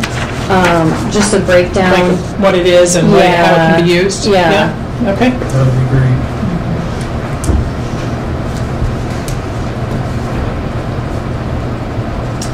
And if we were to do a work session, what kind of time frame? I mean, I feel like that's something that we would have to have very soon because... Well, the board approved this phase. Yes. So that we're working through. What this board will do is they'll approve bids. So one of the conversations we had is what happens if the bids come in too high? Well, then you can reject the bids, right? And we either relook at the scope of the project, or we come up with a different scope of the project, or we scrap the project. But right now, our next step is to put the bids out for these projects based on the action of those boards. So that or of the previous board. So that's where we are now. Those bids will come in. We've done them in phases. And the reason for that is when we look at the scope, there's some inside work.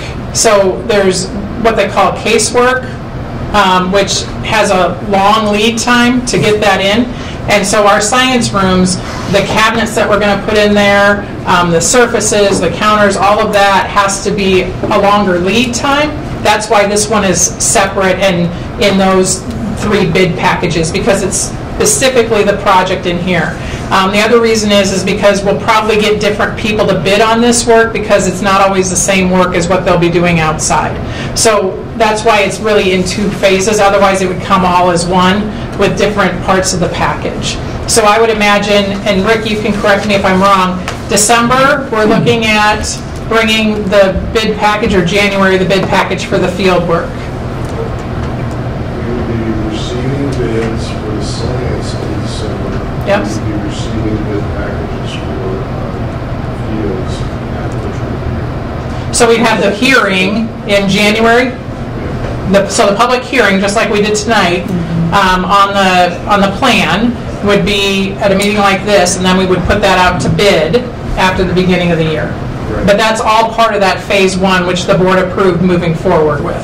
So now it's to the bid phase of that. So if a bid comes in and it's higher than what we had anticipated, or you don't agree with that, if there's an increase, and obviously if there's no funds to pay for it, we don't do it.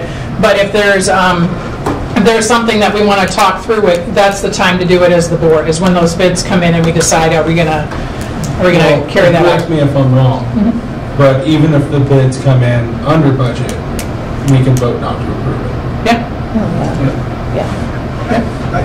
I think the biggest thing is to what Melissa said, posting this stuff publicly, and then figuring out how to, I guess, articulate what it is we're doing appropriately, because the perception, I think, is we had a bond issue back in 2017 where everyone voted to get air conditioning. Right. And we still don't have air conditioning in the school, and now we've got this big old, plan coming through for the sports complex and everything. So the perception is, what did you do with the money that we gave in 2017? Yep. Why don't we have air conditioning? Why are we embarking on this project when we haven't even completed the first one? And I'm not saying it doesn't make sense to work them in parallel, but it has to be communicated correctly, because right now, to the average person who doesn't know this, and I'll raise my hand, this is complex, I don't know. My question is, I voted on a bond issue in 2017. Why don't we have air conditioning, and why are we doing the sports complex? So if we can figure out how to walk people through that, and it actually makes sense, then I think we're in a good place. But education is the priority. Right, and I think that, and I can give and we'll do a work session on this, and that might be where we answer a lot of those questions, but I think a lot of the public has those same questions. And so just as a quick review, this is a process that we've worked on for 2.5 years with multiple opportunities for community input. And I know we've talked about it at the board table. Why did we get off our track of air conditioning all the rooms when we got the ESSER money from the federal government as a result of COVID? Because we could use ESSER dollars to do that. And then we had issues with the bids that were coming in because what we were projecting $400,000 for was up $1.5 million. So there was no way that we could work through that process with federal money. So it put our air conditioning project kind of on hold. I came right after the bond, so I was in the plywood hall, right? Like that's when I started here. And I think from what I understand, and this is not something that I think public, for whatever reason, was not communicated effectively, is all the places that the architects touched in the building project have air conditioning. And my understanding is that's what was in the scope of the bond. The bond did not include air conditioning of the rest of the building. I have no idea how that was communicated, right? All I can do is now work with what I have and make sure we're working towards getting that air conditioning now. And so about 2 months ago, we did the approved for the middle school, so that should all be done by summer. And then I think we've talked about, and I'm looking at Ted because he's been in the meetings with me, we've talked about putting out the bid package for the high school after the first of the year for the high school rooms. That does not include the gym though, because the gym is a whole separate unit on the roof, which is different than what we're talking about with the rest of the spaces. So I think as a board, you'll have to have that conversation at the table and just prioritize. Do we want to have the air conditioning in the gym first, or do we want to have a daycare, right? Both needs, right? We can show evidence that we have needs for both, but it might not be the order that we have it listed now, and that's kind of what you're here for, to give us that direction. Can I ask a question? I don't want to put words in your mouth, but I thought I heard, you're saying the 2017 bond may not have included air conditioning that part of the school because the architects didn't touch it. That's my understanding. So I don't think it said every room would be air conditioned. You go back to the original. So that's interesting. Like this is new to me because I think the general public, including me, voted on it, thought I was going to get air conditioning, in the whole school. So that, the communication, again, you weren't here for that, so this isn't on you, but maybe, and I'm not saying this is, but maybe it is worth confirming that and saying that, like getting that out of the table, saying, hey, guess what? It only included this, it did not include this, and that's why you don't have it. We're going to go back and, with the money, and again, I don't know if this is coming off the 1 cent sales tax, we're potentially looking at rectifying that without coming back and asking you for another bond to vote on and asking for more money from you. Ooh, that's awesome. That would be a good story. But anyways, I caught that, and that's new to me. I've never heard that. Yeah, so we've had that conversation in past meetings before because that's been a clarification that we've needed too. Okay. So you're not the only one confused. Right. And that's the other thing is we can, I don't know, I guess the way I've approached it is it doesn't do me any, maybe it would do me some good to put that out there. I just am thinking about how do we fix the issue of not having air conditioning, right? Like 2017, I can't do anything to change that. But what I can do is I can work towards, okay, what are we doing now so that we can get to the point where we have that air conditioning. But maybe in a blip of the background, we can talk about why there might be some confusion or some tension around that. The first thing is just acknowledging it, getting out, because otherwise the perception is, okay, we gave you money, you don't have air conditioning, and now you're going out and doing this. Why haven't you spent the money? If you come out and say, hey, guess what? The money you gave me didn't include that. But guess what? We have a plan to go back. We're not going to come ask you for more money from the taxpayers. Right. That's a great story to tell that people can understand. So anyway. And I think going back to that time period, had there been extra money, they would have done it. Yeah. But had we put those out to bid, you were coming in at that time, right?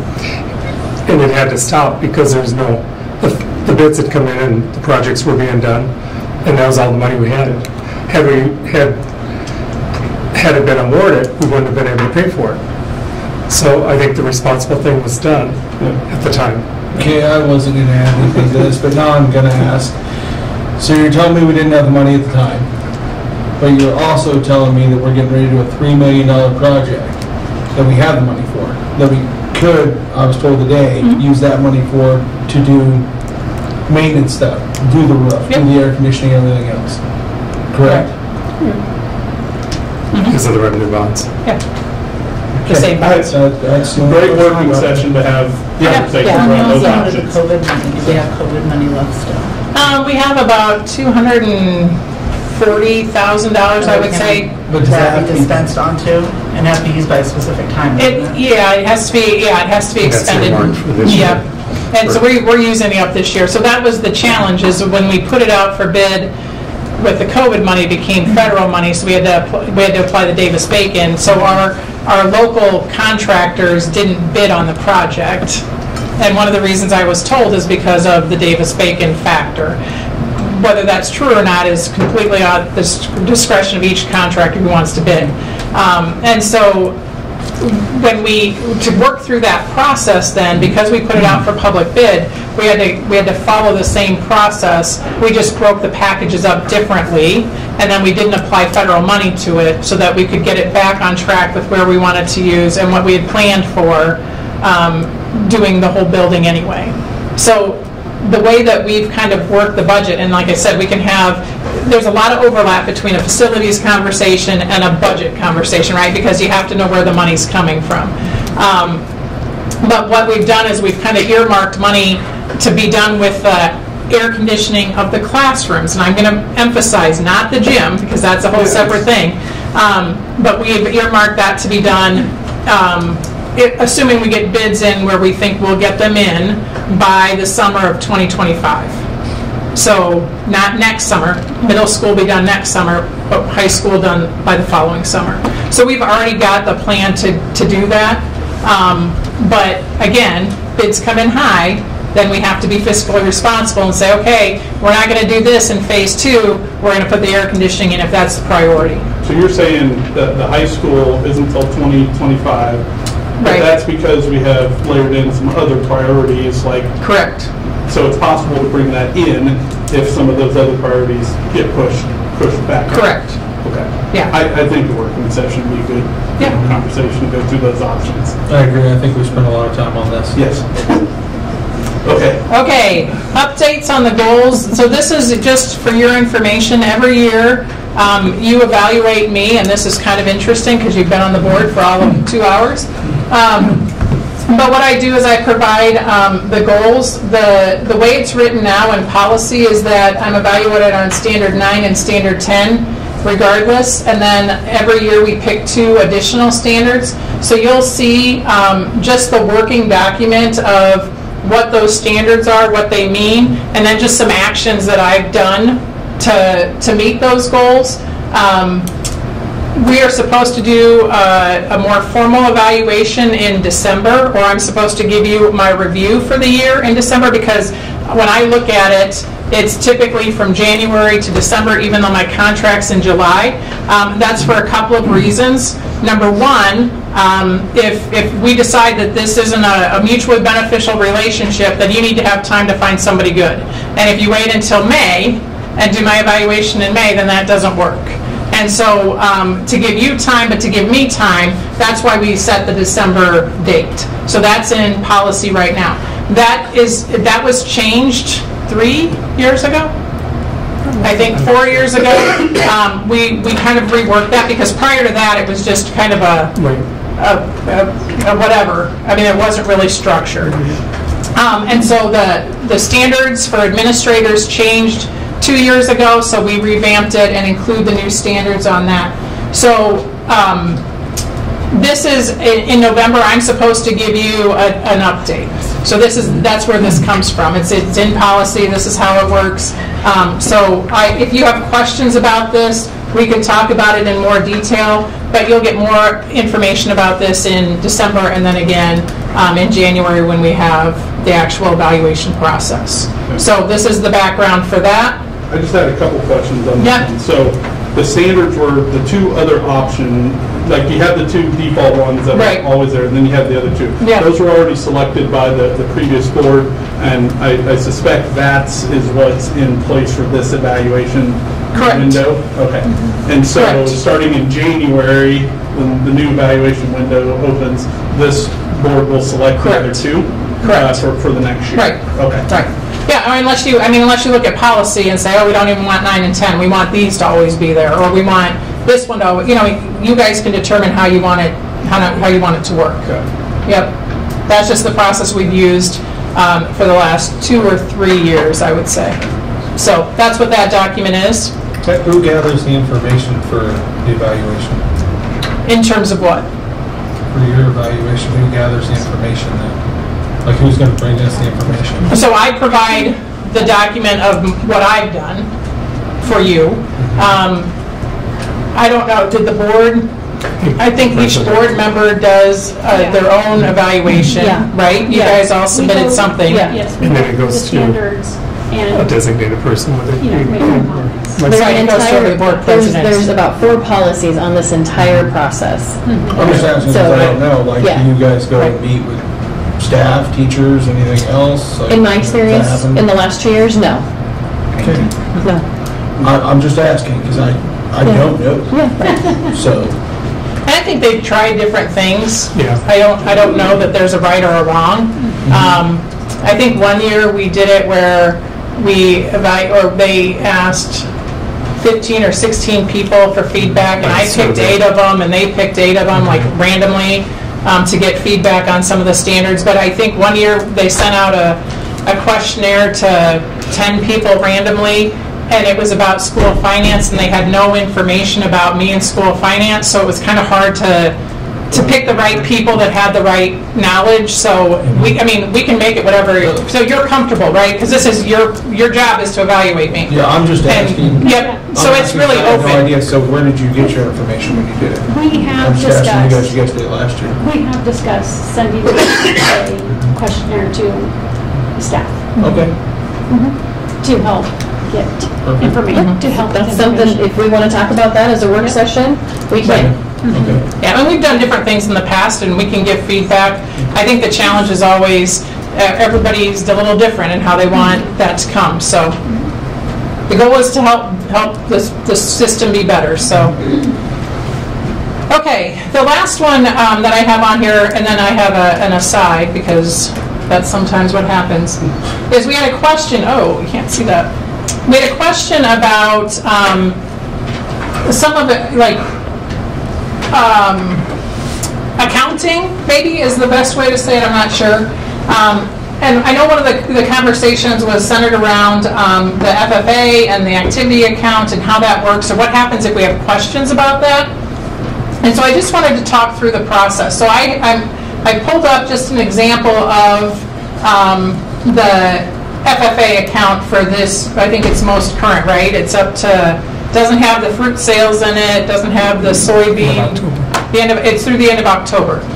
And so what happens is in this case, Ms. Clan-Smith is the advisor for this. So she gets an account balance, and you can see that at the very top line, $31,322.24. And then what we have are any things that come in, revenue. So it looks like we worked for the Warren County Cattlemen, we did a June truck pull, we did a September truck pull, so we got funds from our from those different groups because maybe our students work those events. So that's where we get the revenues from.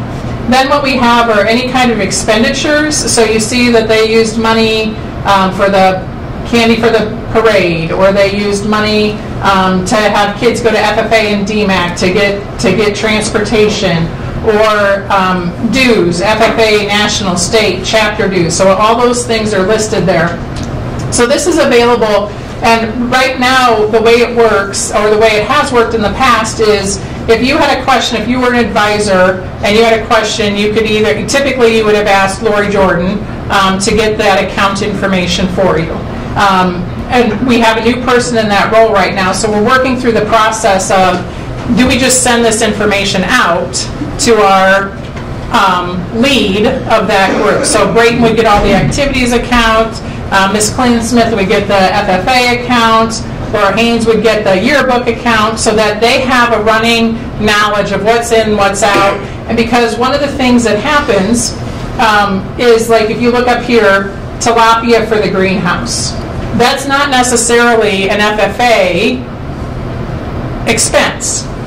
Okay, so if it was put in the wrong code, this allows the teacher to say, hey, that's not the account that needs to come from, and then we just credit it out. So you can see that's what happened. There's $104 that went into it, and $104 came out of it. So this just gives us another set of eyes with the people who use it all the time to say, yep, you're on track, or nope, this shouldn't be in that account. So you can see this. So what we've had a lot of questions of is what happens if a kid or a student in the group doesn't know the information. Well, they can talk to whoever the sponsor is. That's step one, right? So they would, if I'm an FFA, I'm the treasurer, I would be in touch with Mrs. Klingensmith. If I didn't feel like Ms. Klingensmith had given me information or not timely information, then I would go to Mr. Weber, who's in charge of all of our activities and clubs as the activities director. So that would be step two. Step three, if you're still not getting that information, would be to contact the business office. And I think Claire is going to kind of take on this role. She's onboarding right now. She does our payroll. But that would be the next step. So I just wanted to get this out there because there have been a lot of questions about this and saying, where does this, who has this money, how does it move, who has access to it? Our advisors have access to this, and I think most of them have access to run it themselves. Whether they do or not, or remember how to or not, or have ever been taught that is maybe a different question. But this information is available to our students and to our advisors really at any time. Might take a day or two or a week to get it to them, but this is kind of the process. But typically we want people to start at the advisor level and then talk to whoever the next direct connect is. So in this case it would be Mr. Weber as activities, and then if that was uneventful or unproductive, then go to the business office directly. And Cindy helps them with it if she can, or I help them. So I do have a couple of questions. Yeah. So has this been made very clear to the staff and stuff like that Weber would be their next step after maybe asking? I'm going to say I think so, but we will verify that. Second question is for you, Ted. Have you been asked for this information? I have. Did you give it to people that asked for it? I've always given it to the sponsors.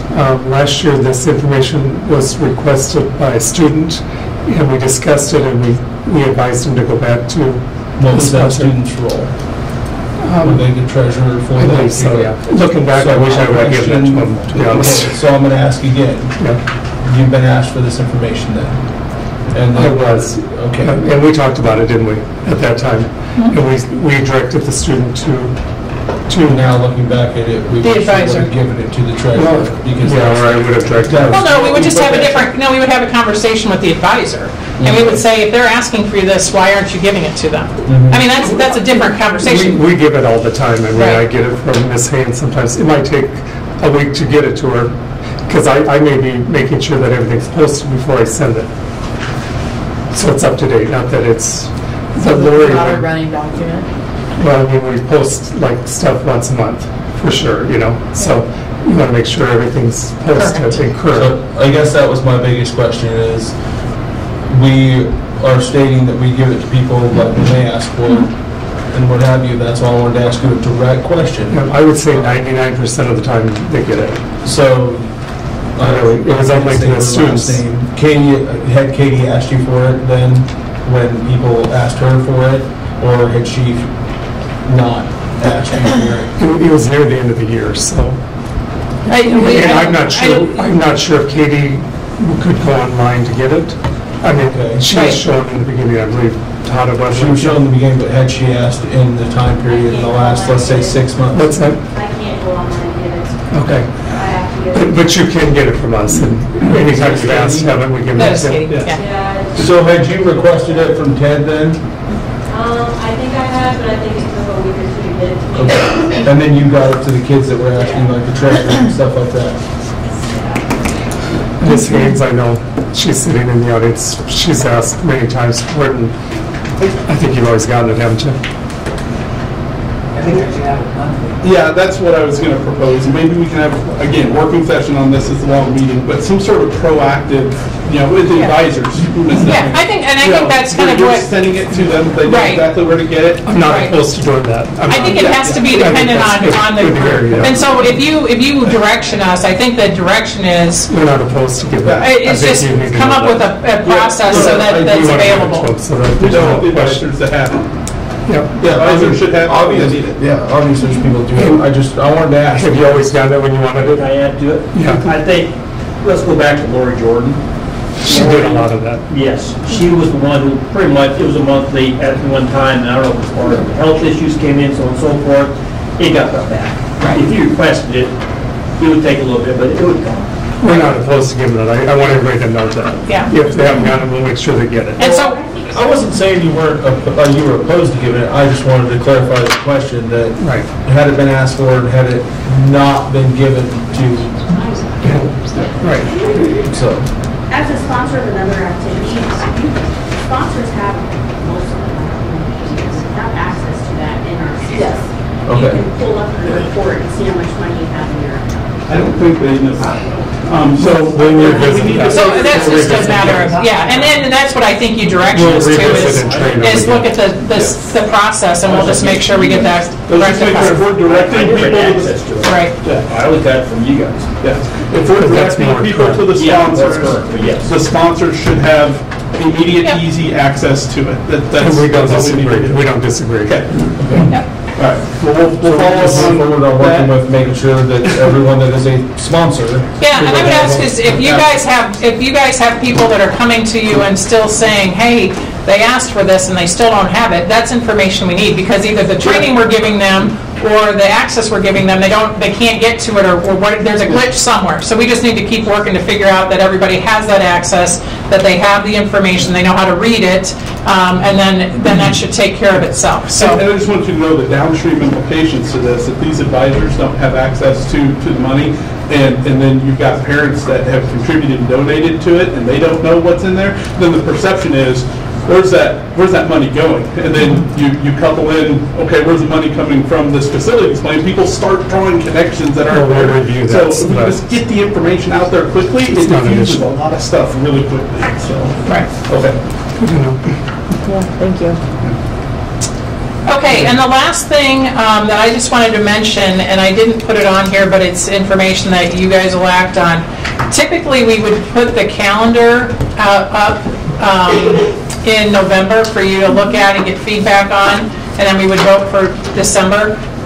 This is an overwhelming board meeting already, so I did not put it on, but we will be sending out a survey. I'm just giving you an update, because if you were on the board in the past, you know we do it typically in November. But we will bring that, we'll get feedback from parents over the course of the next, we have a committee that meets and comes up with calendar recommendations. We will send that out to parents. We have two different options this year. They are significantly different. So we'll get feedback from parents, and then we'll bring the recommendation for the committee for you with the calendars printed. So you'll get that at the December meeting. Typically, we do it in November. So. Okay. And that's all I have for my report. All right. The next section is discuss or approve consent items, resignations and contracts. Jeff Englehart resigns from high school math. Katie Klingsmith resigns from high school agriculture teacher and FFA sponsor. Anna Valdez hired as assistant robotics coach. Any discussion? Okay. Let's take a motion. A second. I'll make a motion to approve the consent items. I'll second. Been properly moved and seconded. All those in favor say aye. Aye. Opposed? Motion passes. 5-0. All right, new business. We have the members of the FFA Alumni Association that are here to present. Thank you for your patience, whoever you are. I'm eager to hear you. Thank you, Board, for taking a little bit of your time for this. My name is Nathan Brownlee. I'm the president of the I-35 FFA Alumni Association. Kind of what we are affiliated with the state and national FFA alumni organization, and we have 10 lifetime paid members. We also have a handful of non-paid members that show up when they can, which we're very happy to have anybody show up. And you don't have to be a former member of any FFA. My wife is not, and we'll take anybody, really. So we're happy to have help. We really like to have help. So, kind of what we do is we provide support through sponsorships, with SAE projects for the kids, and any coaching or any type of help, we're there to help.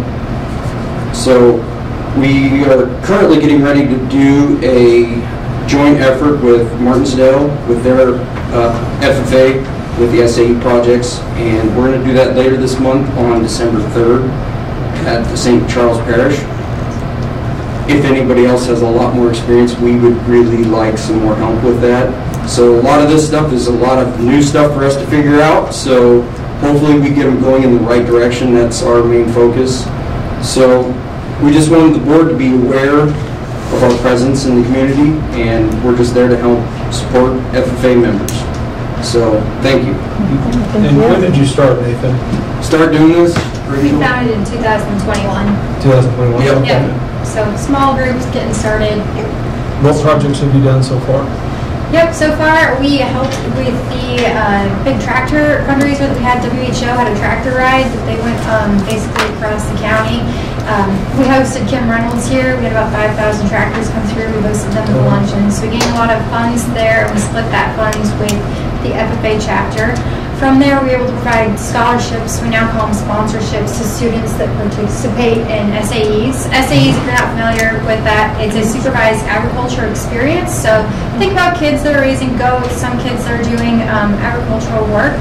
We help to support those so they can get their state and American degrees. We're now, as Nathan mentioned, going to do some support sessions for those students so they can work towards getting those completed, as the deadline is February 1st. So we'll be doing that at the church, talking through. We'll have experts there that maybe know a little bit more about mechanics, so those kids that are doing tractor restoration can be set up for success and getting all that data really entered into the systems. So we're partnered with our local chapter, FFA chapter, as well as Martinsdale's and their new up-and-coming alumni chapter, just to kind of build that community support for all the kids in the area. And you said we already have 10 lifetime members Yes, that have paid we do. to be lifetime members? Yeah. What is the cost associated with being a lifetime member? So a lifetime membership would be about $275. With that, you get a tax write-off sent to your way. You'll get $500 off a brand new Dodge pickup, which you nowhere. You get a super cool pin and a certificate, and you get to be with these goons. So yeah, it's a lot of fun. You don't have to be a member to join. We are more than welcome to have people just show up and support. If you have an interest in agriculture and supporting students, we're happy to help you. I did forget to mention we help out with kids contests. So when they go up to state and regional areas, Katie's also asked us to kind of come help judge and get those kids rounded up and ready to really shine when they go up to those contests. So I don't know if we have or if we have an opportunity, but is there, can we get them a spot on the website? Can we do some of that, posting to Facebook about memberships and value and how this So Heather Wells will be your contact. potentially get? Yeah, that'd be great. So like your December 3rd event, if you send that information, she can get that posted if you need support or, Yeah, the main thing is getting it out there so families understand when we're doing it, so that hopefully we get people to show up. And I know we have a page like for the Education Foundation, different things. If we could like get them a homepage and talk about you, and then you can give people the link, to go out and get more information, how to sign up potentially and stuff. I think that'd be awesome. Yeah, so if anybody else wants to join, on December 5th we have our next meeting. It's pretty casual. We will be meeting at the Top Shop Lounge in the back room, just because it makes it easier for everybody to kind of meet at a central place. So if you want to join us, we'll be starting at 6 p.m. on December 5th. So awesome. Thank you. Thanks for your time, guys. Thank you very much.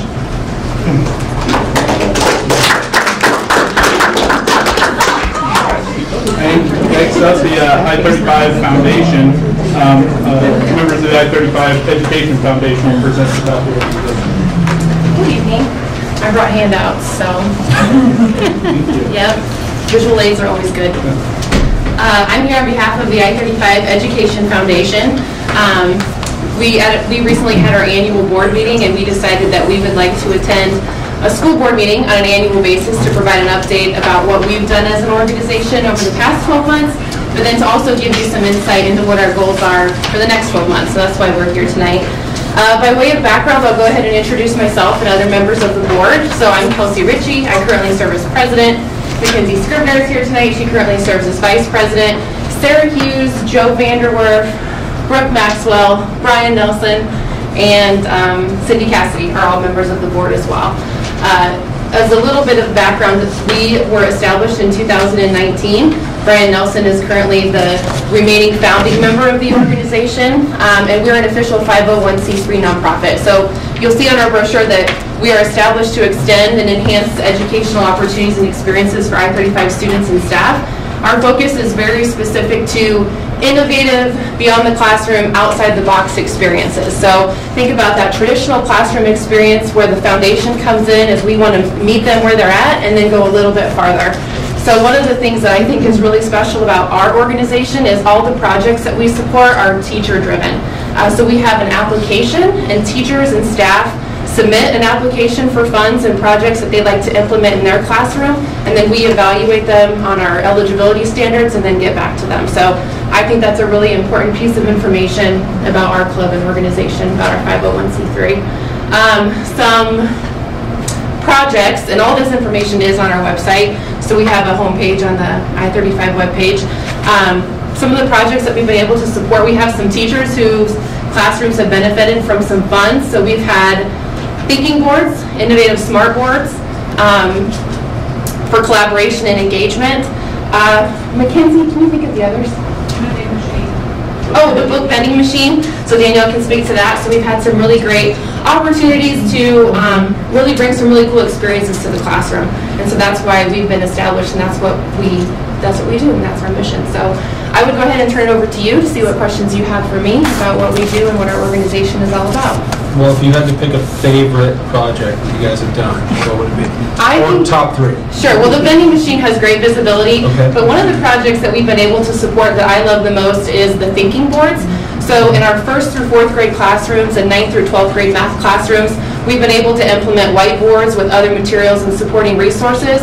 According to our teachers, research shows that students that are able to stand up and collaborate and engage with one another learn better. And so our teachers got together, and so I think specifically for math, students are able to do that. So that's been a really cool thing. The innovative smart boards, the interactive technology, we just funded that project, and so those boards are going to be going into the special education and intervention classrooms, I think in the elementary spaces. Okay. And so that'll give those students an opportunity to get up with one another and engage and present and so like learn in a different way.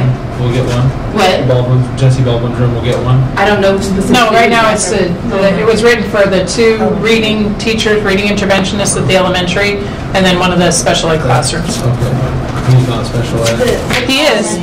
The classrooms that were written for the grant don't have any interactive, don't have a projector or any sort of a display in their classroom at all. So those are the rooms that were chosen because they don't have any kind of display.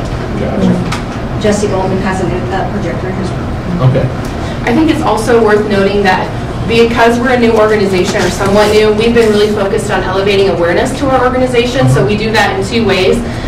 We're participating in our 3rd Giving Tuesday event tomorrow. So Giving Tuesday is a global event where folks can give to their favorite charities. And so being an official 501c3 nonprofit, we encourage the community to give back to the foundation. All your dollars directly support our K through 12th grade students, pre-K through 12th grade students. And the second thing we've established is a cool tradition, which is the Roadrunner Gala. So our 2nd annual Roadrunner Gala is going to be on February 24th, 2024. Last year, our goal for the gala was to break even, and so we actually raised over $12,000. So we were really excited about that. So we're looking forward to the second one, which is going to be in February. Questions? Have you guys been able to meet all requests for Mostly, there's been a few instances where we've had to go back for clarification, or one of the projects that we've been able to fund was an exploratory learning cart, and so where someone wrote an application for some material, we actually ended up having the material already, so we were able to fund pieces of it. The book vending machine was another one, so that's a big project, so when we're not able to fully fund, we try to partially fund.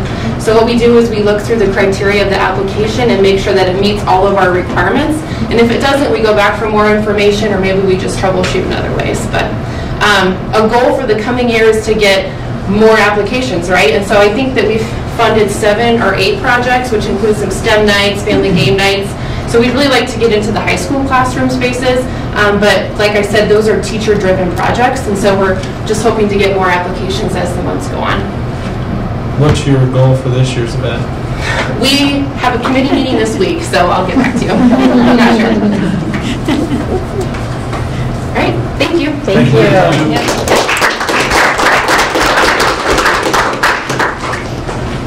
All right, next we have a board policy review. It does require action. It's the second reading of several policies, and they primarily focus on the disciplinary policy, handbooks updates for secondary and elementary, and then the instructional materials. And if I'm correct, this is due to SF 496. A lot of the changes were basically related to that House file or Senate file that passed. Yep. Okay. Yep. So this is the second reading. So just as an explanation, with board policy we do 3 readings. Obviously this is what governs everything that we do as a district.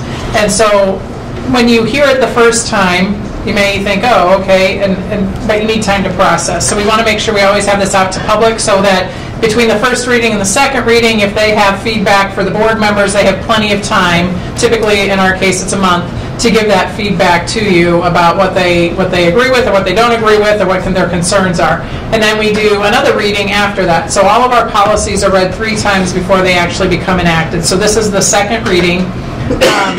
The discipline policy is the model policy that the DE generated. So they created this policy and basically said, okay, this is what we recommend you use. As I mentioned at the last meeting, those are all approved. In this case, it was written by the DE, but it also went through ours and their team of education experts, and they agreed on this model policy. So we just adopted the model policy because that's what makes sense. That's what the DE says, that's what the lawyers say, so we adopted the model policy. As a result of that, policy 503.1 and 503.8 had some changes to them, and you have access to those. But it did then, we would change what we have in our handbooks. So that's why those are included, because the board does approve our handbooks. Typically we do that in the summer, but because this would be changed on enactment, we wanted to make sure we had those in there. And then we'll just send out an email to parents that says our handbooks have been updated to accommodate the new board policy, and then we can talk through why that happened in the middle of the year in this case. The instructional materials, again, that one was impacted in a lot of ways, and this is one where I think we need to have a conversation around the committee and how many people you want it to have serve on that committee, because right now, as I said, it reads 8, but it only says 3 appointed by the board, so I think we either need to change that to 6 and keep it the way it is, or keep it at 8 and change it to 5, or however you want to break it up. But I think we need to put that in my recommendation would be to put that in before the 3rd reading so that it does get updated. So this is all, this is in there, and if you look, most of them, and I think this is the way previous board appreciated the feedback, but the changes are, they have the strike-through feature on this, and I think I have to go like down several pages. But you can see what the recommended changes are. So Director Keller and I had the privilege of going through these over the course of a couple of different either email sessions or actually meeting. And so you can see kind of what we either struck through or what we added. And so that is in there. None of this becomes official until after the 3rd reading. So all of this is still subject to change or recommendations from the board. So you can see that those are the recommendations or the changes that we came up with as a result of what the new policy was, what our current policy read, and how we could meet the requirements of the law, support our students, and then give clarity to our teachers so they knew what the expectations were. So, Melissa, you were through that process. Anything you want to add to that? I would do it again. I think it's very informative. It's good to know. I mean, if you really dig into the policies, I mean, literally word for word. So, and it's good. I think it's a healthy exercise. I like the idea of a policy committee. So I think that's a really good new committee to bring up on an annual basis, and we do that anyway. So I think it's a great idea. Yeah, I spent a lot of time reading through every single one of these, and first off, I can tell you guys put some attention to detail. It wasn't just slapping in new stuff. You actually went through, so you caught some words and removed, and I think that was appropriate. The one question I had, especially in this section right here, where you're talking about the various different processes, it seems to be very tailored towards if somebody finds something, brings something up, and how they go through that process, and I think that's appropriate. What, if anything, are we doing about proactively reviewing, and making somebody accountable? Yeah. Because new books are going to come in, new curriculum is going to come in, and is there somebody accountable for, proactively reviewing rather than having to wait for a parent or to fill out a form or something, Yeah, so the librarian who orders the books now has the criteria as established by the state. So that's what she uses to... And that's the only way to get a book in, is the librarian? Yes, they need to be certified librarian. Now, the state did change some of the requirements for who could be a librarian, but I'm a firm believer that you need somebody trained and age-appropriate information for kids to get that information in. So we share our librarian with Winterset, and our associates who work in the library can make recommendations based on what kids ask for, but it has to be approved by her. Okay. So she has to be the one. Any classroom curriculum, any book? No, library. Library, right? Instructional curriculum, it's typically at the discretion of the teacher because they're the professional in the classroom. But there's always, and I checked, and I don't know if we've asked, I think we've asked in the Pam Serig in the middle school, but I can't remember. If not, she knows. But since I've been here, I think there's a note that goes home and says the class is going to read this book, wanted you to be aware, if it's a class required read, and parents can opt out of it if it's for whatever reason, whether it's, in this case, what they've changed the law to because it's sexually explicit, or maybe it's some kind of concept that they don't want their kid to read about. There's always been the option for the instructional material to opt out and do a different book. So that's not changed. So parents still have that discretion. But according to Senate File 496, the teacher couldn't even use that curriculum if it isn't age appropriate. But the sexually explicit, yes. But we also have the option if there's some other content that they object to. So ours is actually more restrictive than what Senate File, because they've only allowed for sexually explicit. We're allowing parents to opt out regardless of reason. Okay. So, and that is a parent decision at that point, I agree. So, okay. So the one that I think we need to talk about, and I'm trying to find it with my glasses on. About the 6 versus 6 yeah, 5, 3 R1. The reconsideration committee. So this is... okay, F of the reconsideration committee here. Gosh, that's really small, sorry.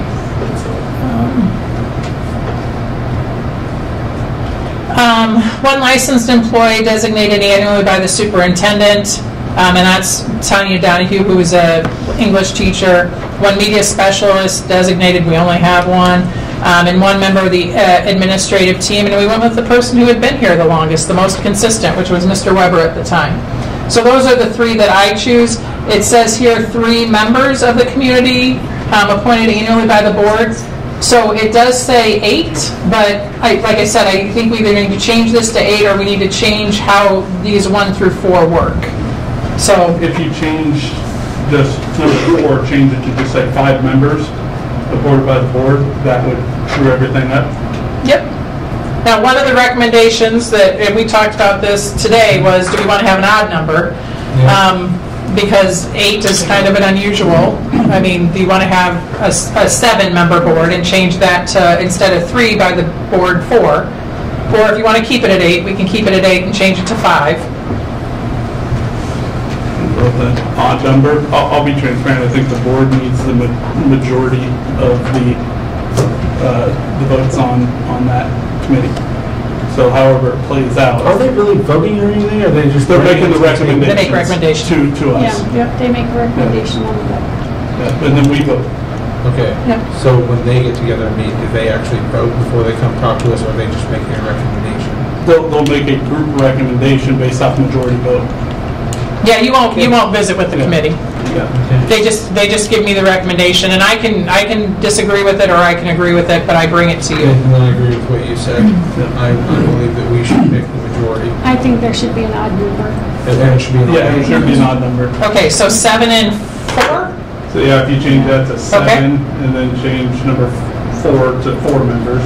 Yeah, oh, I might have, this is probably a PDF, so I'm going to do that before the next one. So FI4, so 7-member committee and 4 by the board. Okay. Now, when you make that change, does it start the count over again, or is it the next reading, the third reading? It's the third reading. Okay. Yeah, any changes can be made before that final reading. Okay. And as soon as you approve it in that final reading, then that's what is adopted. So if you have changes even before, at the next meeting, before you approve it, that would be the third reading. Okay. Now, you can approve it on the same night of the third reading, but you don't have to. And then after that third reading, or we will present who is on, who the 7 are, and then go after. I would say that, depending on when you want to have that, so right now, the same committee is in existence until you take another action, because you tabled that in the annual meeting. So I would say, once you determine how many, so the next reading will be the third, so in theory, unless there's major changes, you won't come back with more recommendations to this. So then we'll be at 7, so then you would just have to give me 4 people. Now, typically how it's worked in the past, and I shared this with Mr. Gibson, is that you would maybe send out a feeler, hey, are you interested in serving on this committee if you know the person? If not, I contact them anyway and just give them a little bit of background of what the committee is and say, I'm just confirming that you would fill this role. And then we would bring that group of people to the meeting. Okay.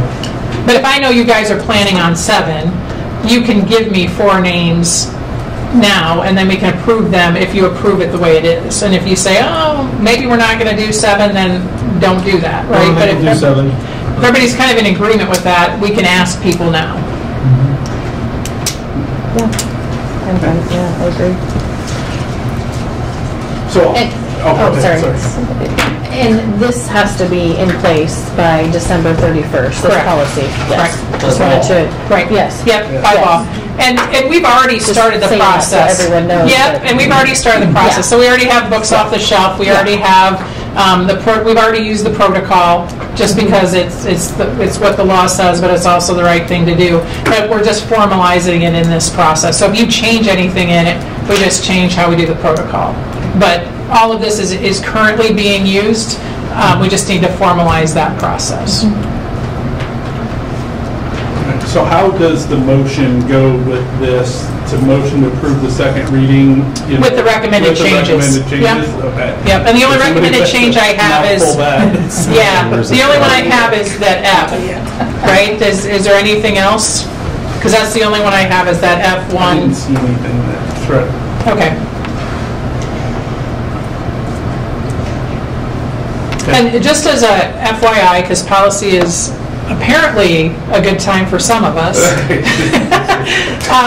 Ted, I don't mind policy. Ted doesn't like it at all. But we do have a rotation. So by law, we're required to review our policies, all of our policies over a 5-year period. So we have certain policies that we review every year. So the fund will continue after we get this. This is a time factor, but then we'll review the 500 policies this year, which is all about students.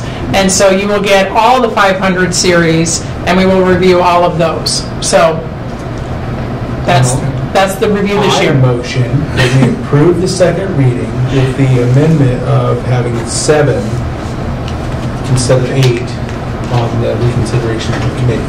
And 4 for the board. Yeah. Okay. It's been moved, is there a second? I second. It's been properly moved and seconded. All those in favor say aye. Aye. Opposed? Motion carries 5-0. All right. Next, we're moving on to early retirement for certified staff. For information only, there's no action here. So this is completely optional for our, right now it's for our teachers. There have been conversations that our support staff would like you to consider an option for support staff. But what this is you have to be 55 in order to qualify. The number of years of experience in a district is completely up to the board. Typically, it's 15, but we've seen packages of 12. We've seen packages of other numbers. About 5-6 years ago, the process was kind of tailored towards each retiree. That's really hard to budget for. So for subsequent years, we were having money taken out of the management fund for retirees that retired 4 years ago. And so to kind of shore that up and to do better budgeting, my recommendation and my continued recommendation is that you just have a total cost that you pay out in a lump sum to anybody that you want to offer the early retirement package to. So this is an example of what we did last year. We did 15 years of service and 55 years old. They actually started at a higher number because we had, there's obviously concerns about teacher shortages and getting teachers in. Last month I presented to the board that we will probably have, we're down 19 students, so that's about $150,000 in state aid, depending on what we get as a percentage increase per pupil. We're figuring about 150 based on the last 5 years of trend data from the state. And we also will not have our ESSER money after this year, so we will be down that money. We know that, so we're planning for it. The easiest or the kindest way when you have budget deficit is to offer retirement and have it through attrition where you don't rehire staff back.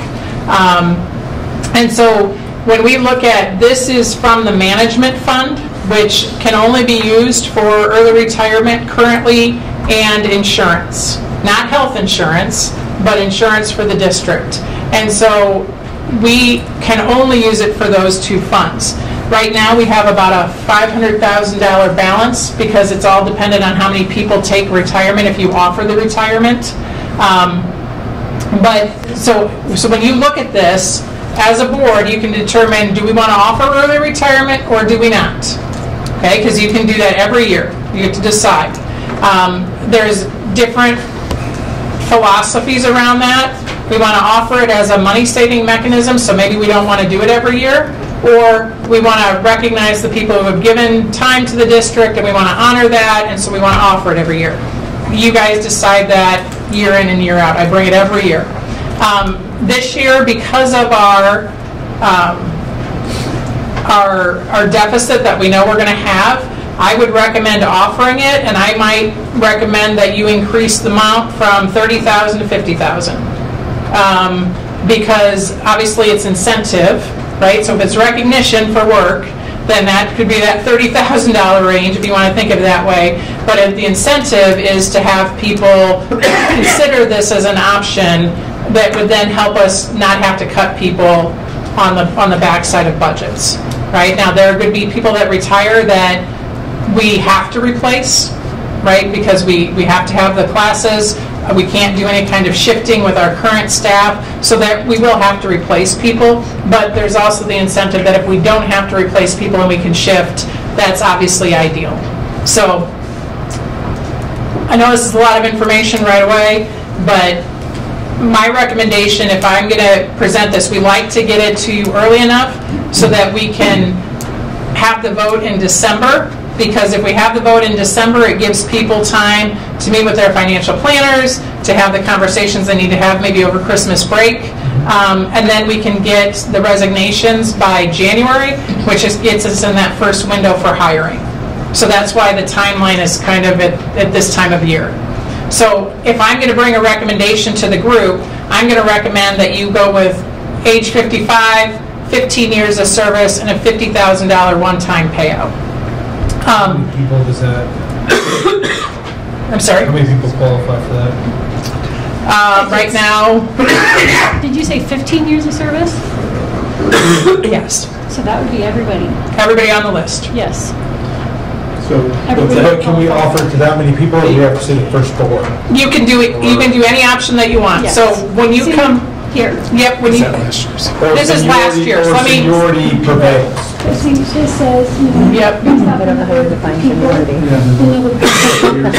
Yeah. No, this is the whole packet. The first 4 people. Do you have that list? Well, that's what I'm saying, is like, and I think, honestly, like, if we're doing it this way, seniority should prevail, like.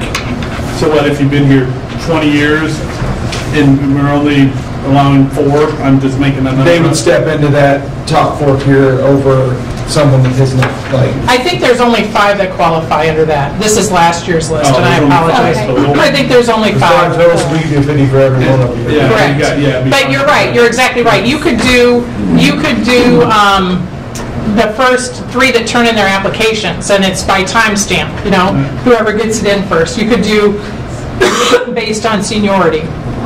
It can be. I mean, you guys can design it however you want. Oh, man. That's the advantage of the board.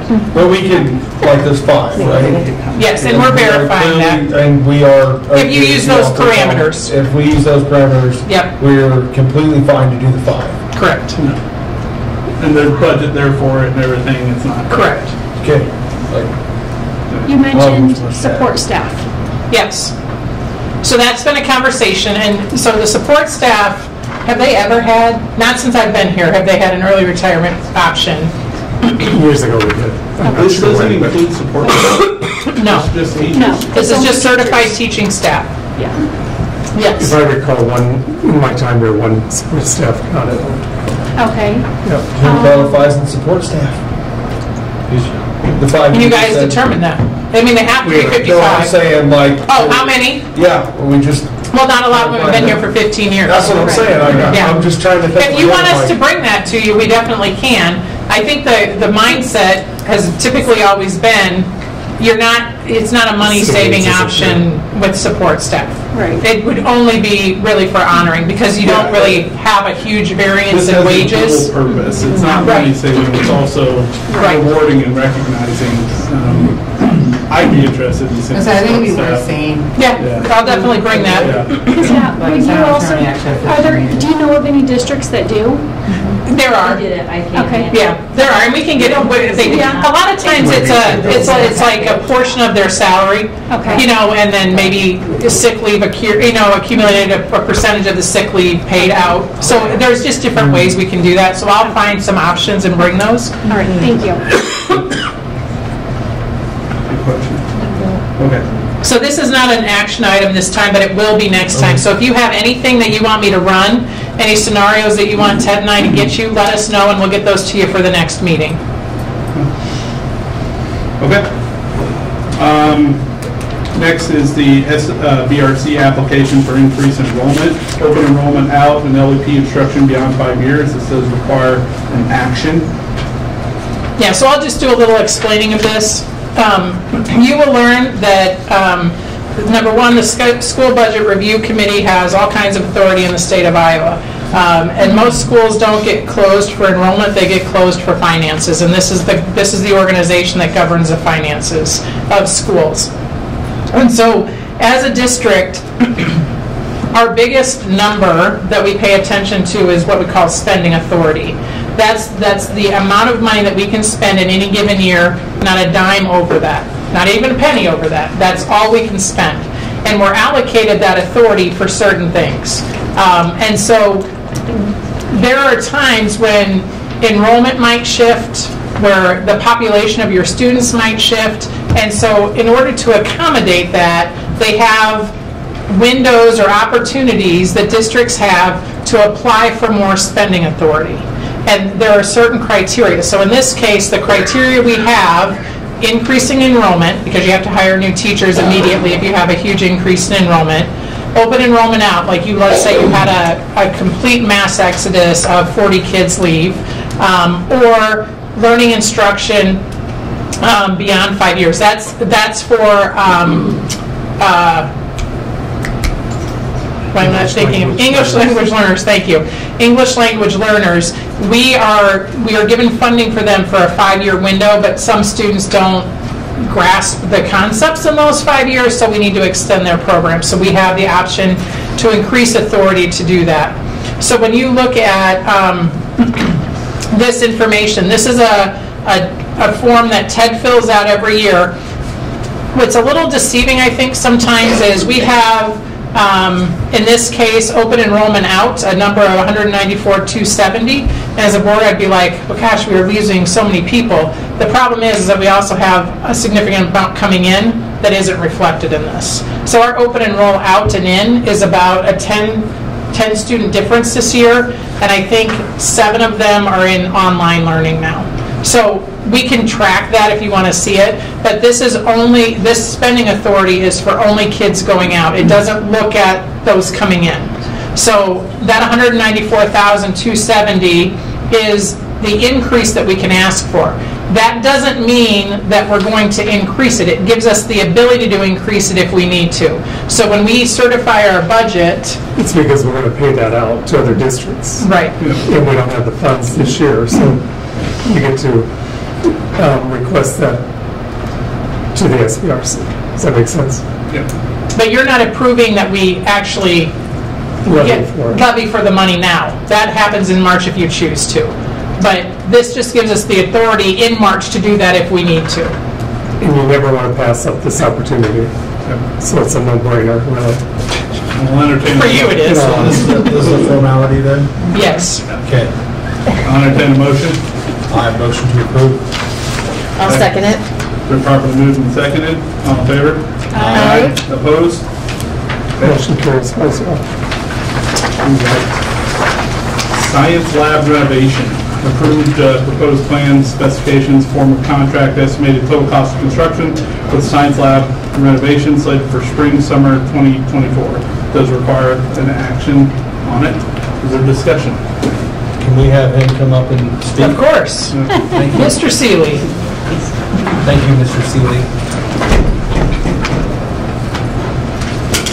He said he would answer every single question you guys had tonight. You perhaps Yeah, we'll sit see. down. All right, good evening all. Thank you. Sharon did a good job describing some of the things that we've been working on for probably the last 2.5 years with you all. I'm Rick Seeley, I'm with OPN Architects. Last year about this time, we published and presented the master plan for the phases of the work.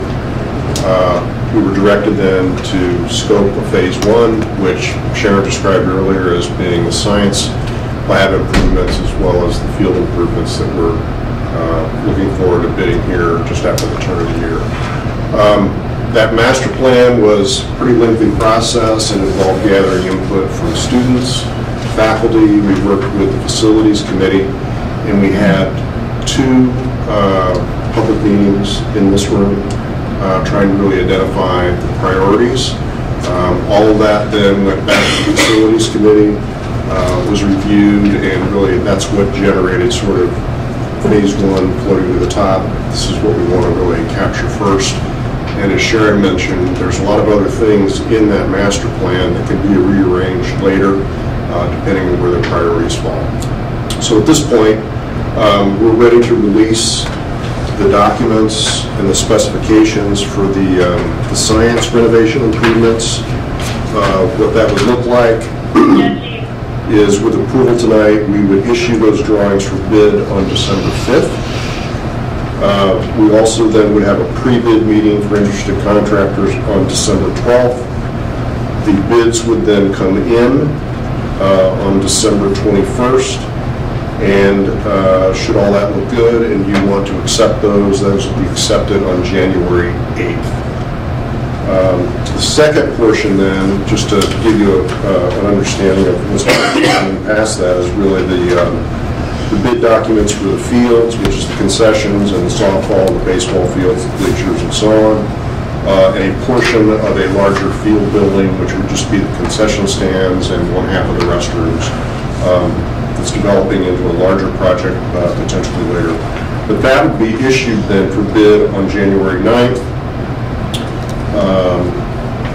We would approve the bids on February 5th, and should all that look good, we'd be then off and set to really begin construction well this next year.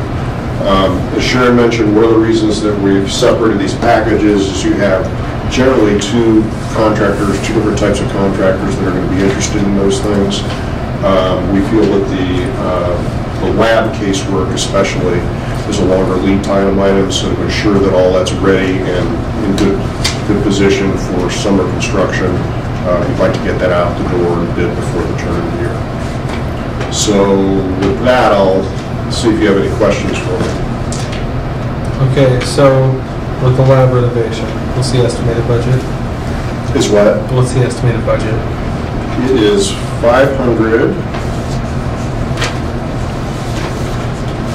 $15,641. Okay, so what's the start date for that if we do approve it and give them notice? If we start it? Yeah. Give them notice. The contractor would start to spin up, I would say, probably in March, just to get some of the shop drawings and everything moving.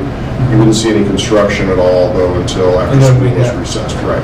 And substantial completion would be right before school starts, Right, exactly. Okay, and then they it's just two rooms. In and out. Yeah, it's 2 rooms, so relatively easy to do. It's just the casework that we're concerned about. Next question I would have is, we said that we would have to approve it on the 8th, is what you're saying, right? So we're going to have a special meeting for that?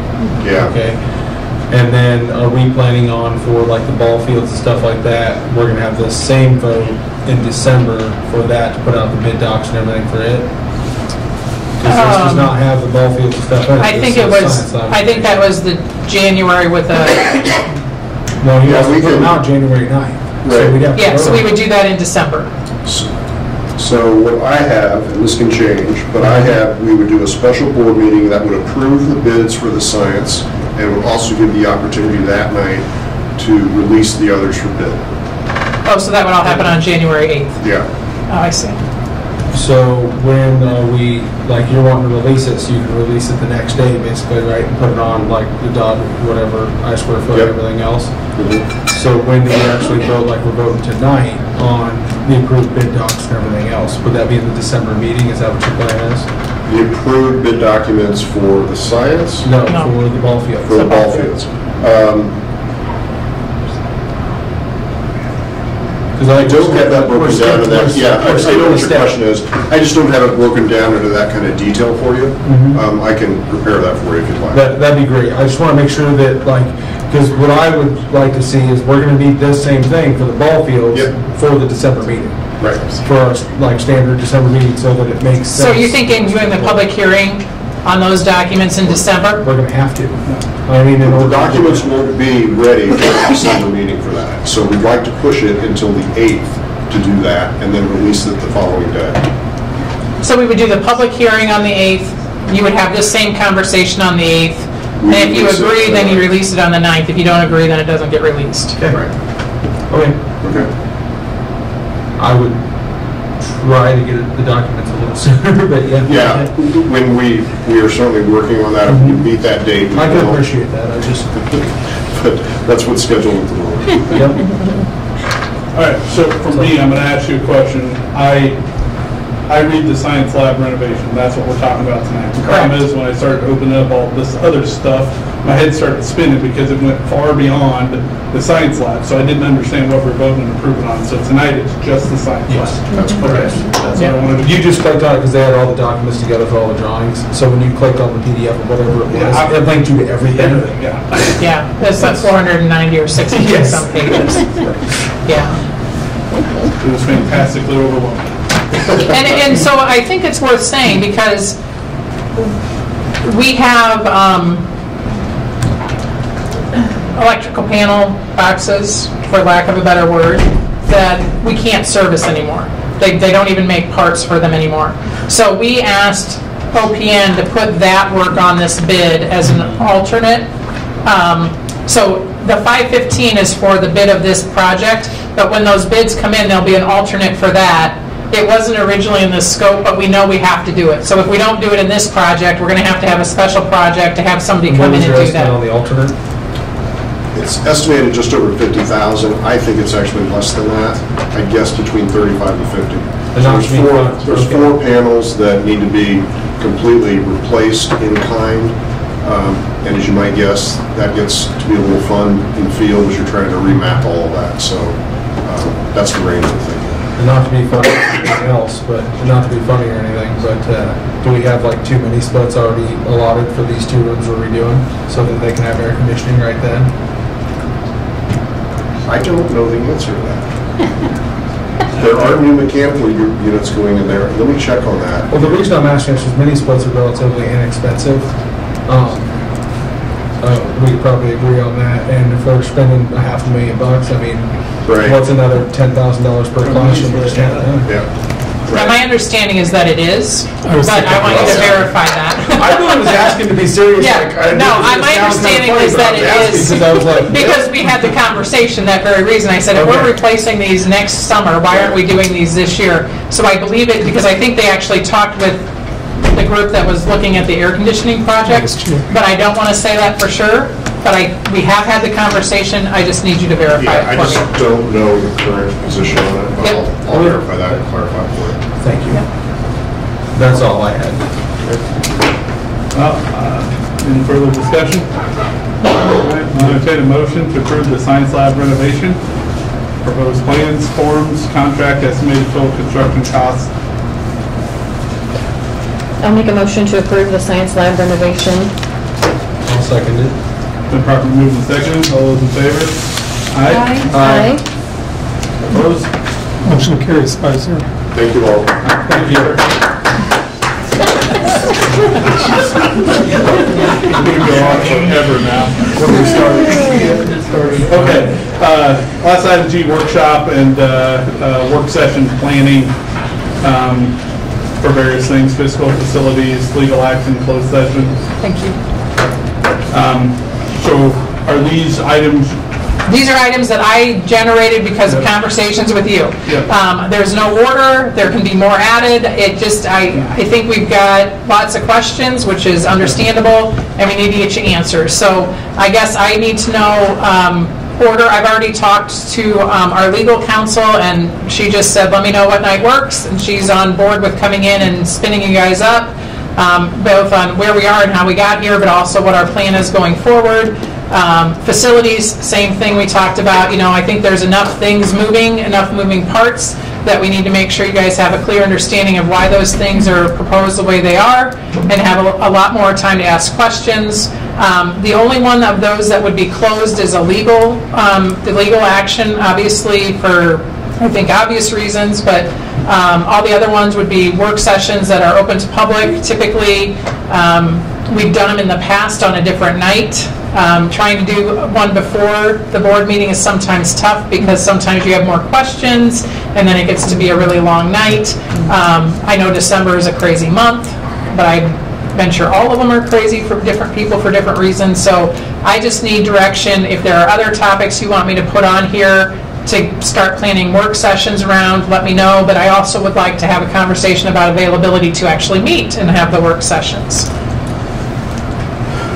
I think probably the biggest one, most critical one is the legal action, having a closed session, getting ready on that so we can come back and approve, you know, the item we tabled for renewing the legal. Absolutely. So outside that, the rest of these we can work on. I think we're definitely going to need to have, I'm going to put this out there, some sort of committee or something on standard reference grading. Well, I think that's in the instructional programming. Yeah. Instructional programming? Yep. Okay, Yep. all right. I didn't know you were... Yep, to me that all kind of encompasses all in that same, what is the vision, why are we where we are, what's the choice or reason why we're using standard reference grading, kind of what's the long-term plan or short-term issues, and work through that. I'd ask if we have that one as soon as possible. As soon as possible as well. So I think those are the two probably biggest priorities. I would say facilities is really important because I don't want to hold up all the work that's gone in up to this far. There's been lots of conversations, lots of money that's been spent on the architects already. So that's really important that we just keep that going. So that's important to me. With that. No, we didn't, but I think there's a lot of questions around it, so I just want to make Okay. sure we're having those conversations too, Yeah. to not hold up anything on that front. Okay. So it's 3 critical things in the month of December, the capacity for that. Well, number 5's other, so no, it should go before items. Okay. So we work with you on scheduling those, and you have to, 24-hour notice, post notice on? Yeah, we'll do that, but what I'd like is just some dates and times now if possible. And then I can coordinate and see if people are available. Like the attorney, we have to make sure she's available to come when you guys have time. Okay. So if you give me 2 or 3 dates, then I can just give those dates to her, because she's the one, and we'd have to give probably Rick Seeley the facilities time, so he can be here and talk through any questions you have that we don't know. So the only one that we really control is that structural program and practices. So as long as our curriculum director and administrative team can be here. Is there a potential option that you could, a board member could be remote for, some of these sessions? Maybe except for the closed one. Yeah, the legal one? Yeah. You couldn't be remote on that one? You know who's listening in. Yeah. Yeah, that's fair. We're not going to try to do all these 3 items in one session. No. You can't. Perfect. Because the other ones have to be public legal. You can close the door, or you can have a session. Yeah, you can have a session and go back. Yeah, I session and go back. I just think the number of questions that have been generated and the amount of work that we've talked about with these, it's going to take an hour and a half easily for each one of the topics, that I'm thinking of stamina with this new learning. Do you want to try and do more than one a night? We sure can. That's entirely up to you. I can't give dates right now. I have to look back. My travel schedule this month is crazy. I can attend them remotely, but the legal one, obviously, I'd have to be here for, and I'd have to get back to you on the dates on that. It's just this month, unfortunately. Every Wednesday. Every Wednesday. Every Wednesday in Okay. December, I'm free. Every Wednesday. The first week in December, Wednesday, would work for me. That's this Wednesday? No, it's not. It's next Wednesday. Oh, is this not? I don't even know when December starts. December 6th. So next Wednesday, December 6th. So I will try that one for legal. Is that okay? We try that one for legal? And I guess I would say, just from my perspective on where this is, that one is the slowest moving one. Right. Right, so we're not going to do any action on that before the first of the year at all. I mean, there's nothing that we're going to have to decide between now and then. Yes. So as long as you're okay with Allers staying our legal counsel through January, and then meeting with them and having that conversation and deciding if you want to use them again, that's one that you really could push off, because it's just, there's no action being taken. So that's entirely up to you if you want to try to fit the other 2 in December. Can the report be shared with us, or does it have to be in that session to have the report? So the report was given to the last board, and I think that the attorney will come in and talk through where we are now. But if we do share that report, it will be in closed session, because it has to stay in closed session. It doesn't. These guys don't even have a copy of it. Okay. It's just not available, because it's only personnel in closed session, and it's a lawsuit. So that will not be made public, and I don't mean made public, but that will not be shared with you unless we're in closed session, and then we collect them at the end of the closed session. Okay.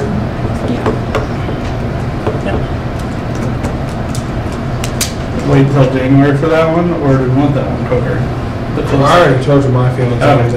When's the legal stuff? Like, we're in the middle of a lawsuit. We're not. We can't really change legal counsel. Agreed. Yeah, I would vote, I would say we push that one off and do one of these other 2 earlier, since we have actionable items, especially like facilities. We have actionable items coming up on facilities, so. I think 1 and 3, like, we get those taken care of here in December.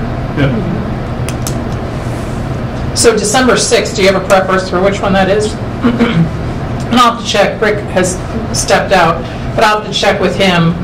I assume you want him there. just because he has a whole different skill set. I can give you background information, but he has the skill set for where they are in the planning. But is there another date you want me to give him? That one you could call in remotely. So do you want me to just ask for the 6th and then the 13th for the facilities and see which one he's available? Yeah, let's go ahead and do that. Yeah. Okay. And then the opposite one will have be for instruction. Is everybody okay with that? Yep. Okay. So I will send an email out to everybody once I talk to Rick Seeley about which one is going to be December 6th and which one is going to be December 13th.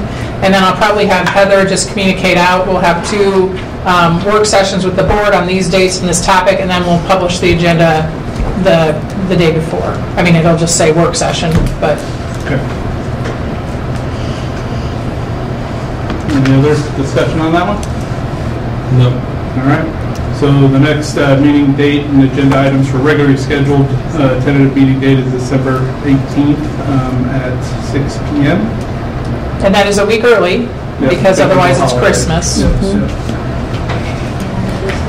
There's no further discussion. I'll entertain a motion to adjourn. I'll make a motion to adjourn. I second it.